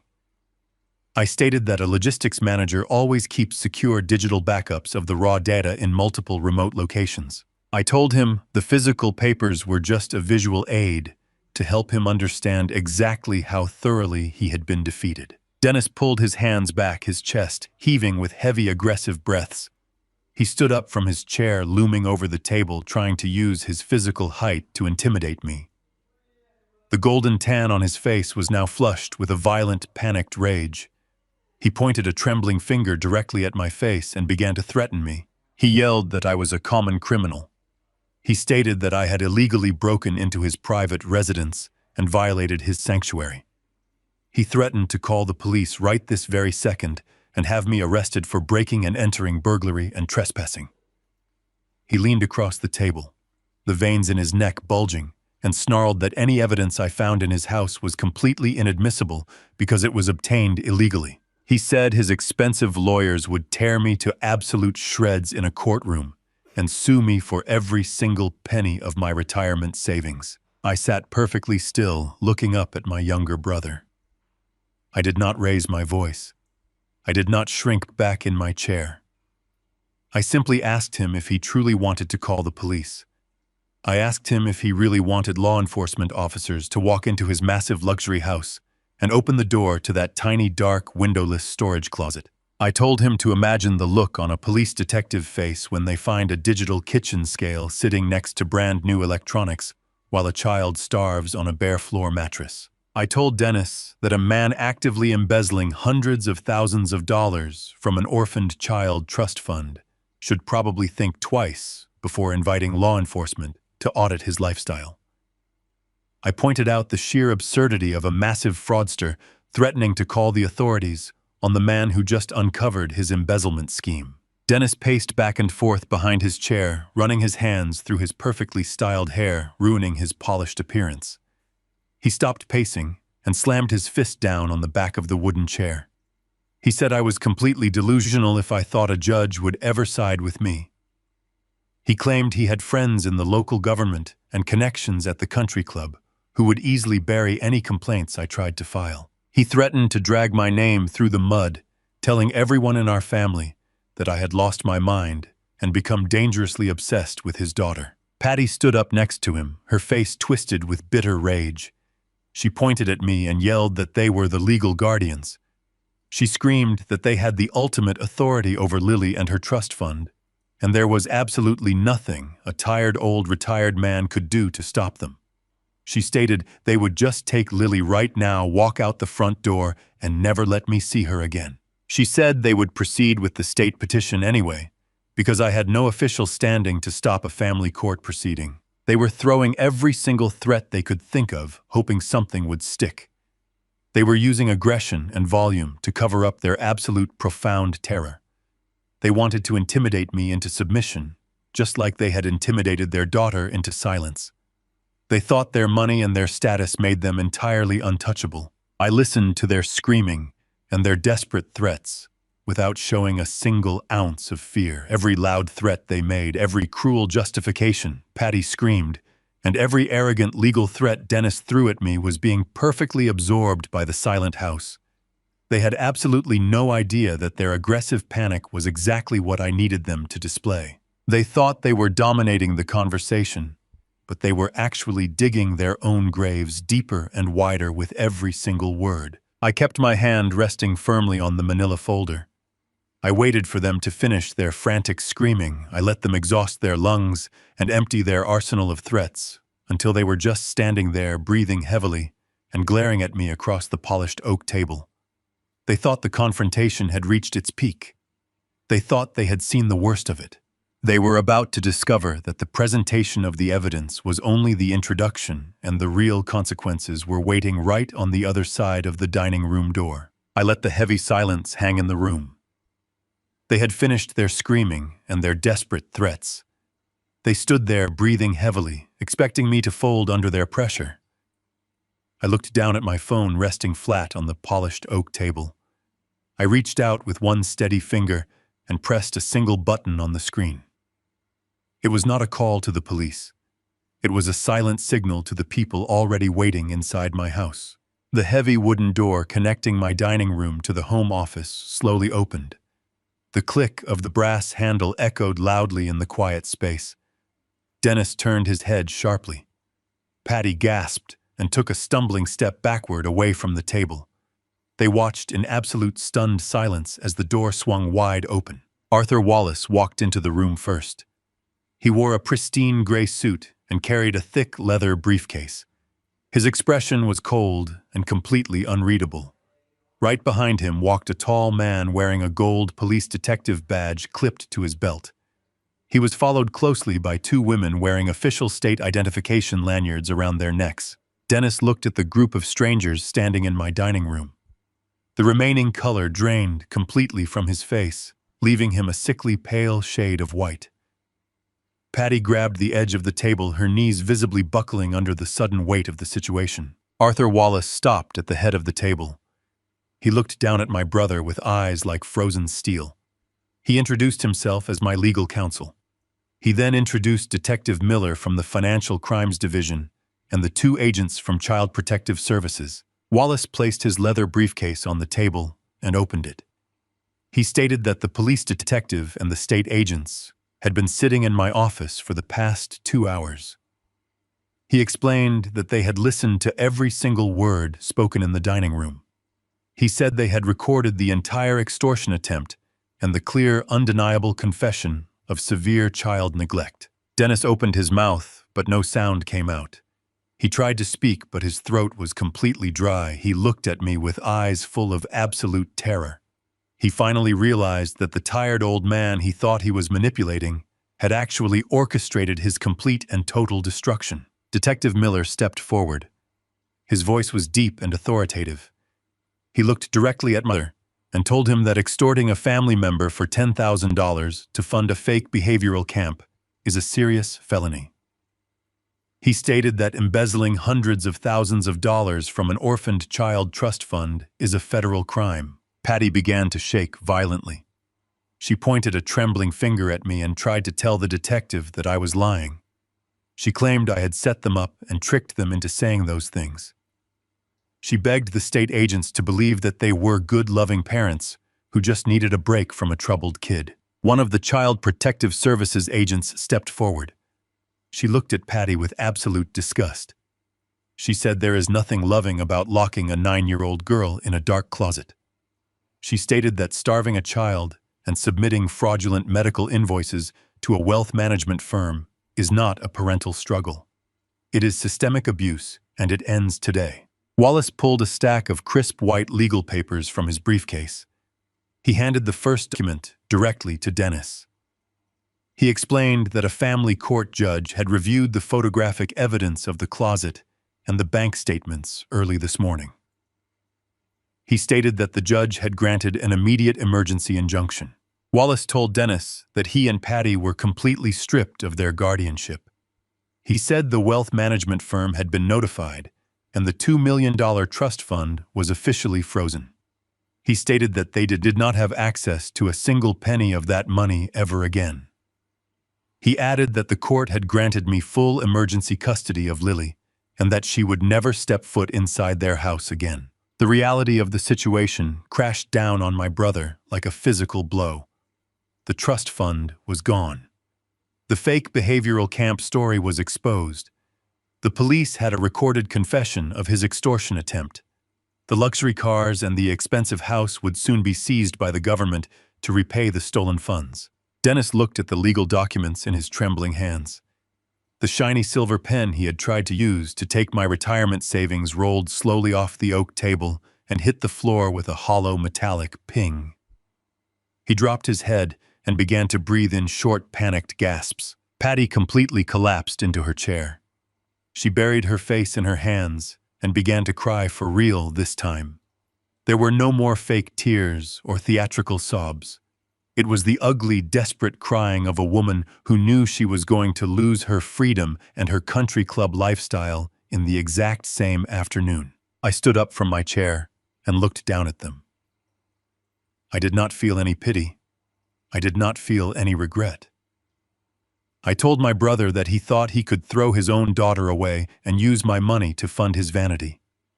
I told him he had severely underestimated my intelligence and my absolute loyalty to that little girl. Detective Miller pulled a pair of heavy steel handcuffs from his belt.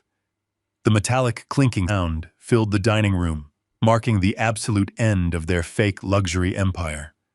The trap had sprung flawlessly, locking them inside a cage of their own making. Detective Miller moved around the large oak table with a swift, deliberate precision. He grabbed Dennis by the arm and ordered him to stand up and place his hands behind his back. Dennis tried to pull away, his face pale and slick with sudden sweat.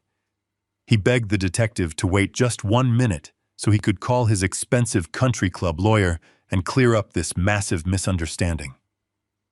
Miller did not hesitate for a single second.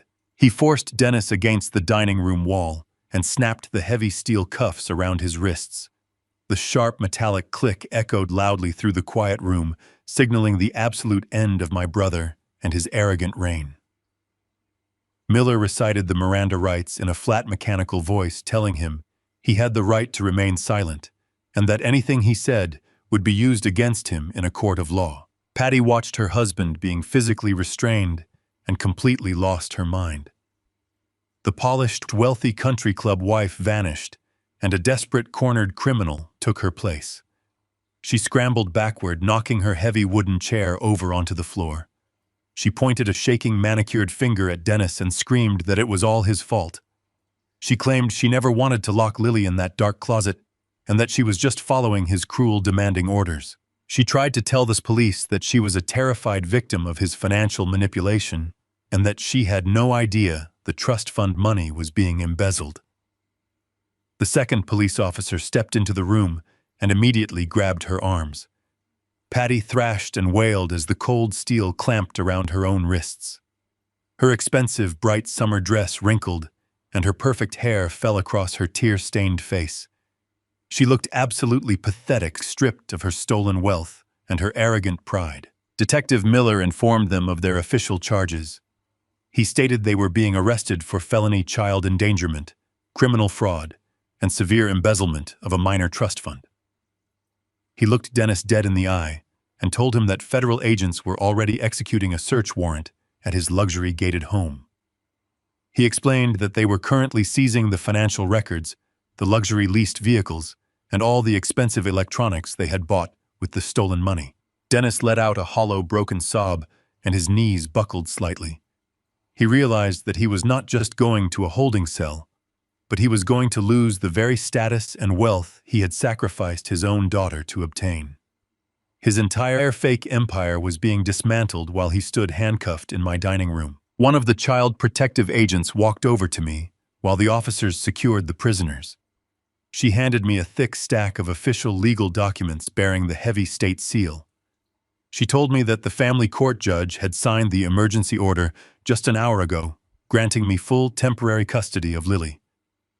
She explained that given the overwhelming amount of recorded evidence and the undeniable financial documentation, Dennis and Patty would never be allowed to contact her again. Their parental rights were effectively severed, and the state would soon move to make my custody permanent.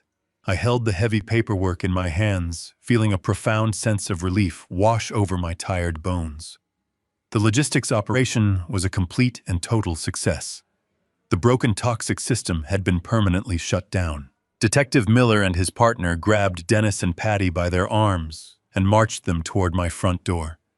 I followed them out to the porch, watching as they were led down the concrete path. The afternoon sun was bright and unforgiving, exposing every detail of their humiliating defeat. Several police cruisers were parked along the curb, their red and blue lights flashing silently across the manicured lawns of my quiet neighborhood. My neighbors had stepped out onto their porches, drawn by the sudden commotion.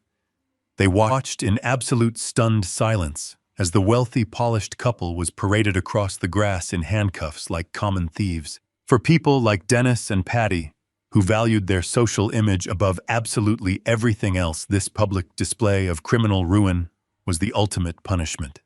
Dennis kept his head bowed, staring at the concrete, trying to hide his face from the watching eyes of my neighbors. Patty sobbed loudly, her mascara running down her cheeks, complaining that her designer shoes were scraping against the rough pavement.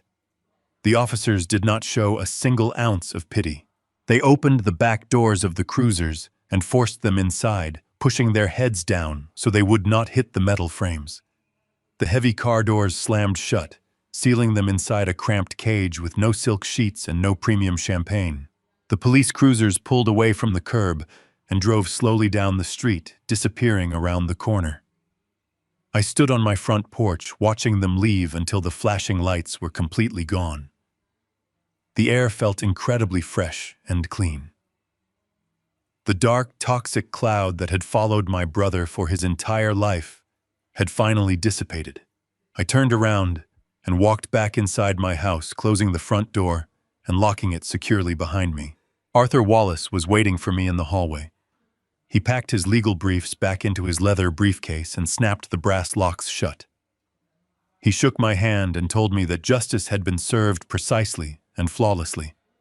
He promised he would handle the rest of the trust fund recovery process, ensuring every single stolen penny was tracked down and returned to the account for Lily. I thanked him for his brilliant work and watched him leave, knowing I had chosen the perfect architect to help me build this trap. The house was completely quiet again. The dining room was empty. The extortion threat was permanently gone. I walked slowly toward the kitchen where my neighbor, Mrs. Higgins, was sitting with Lily.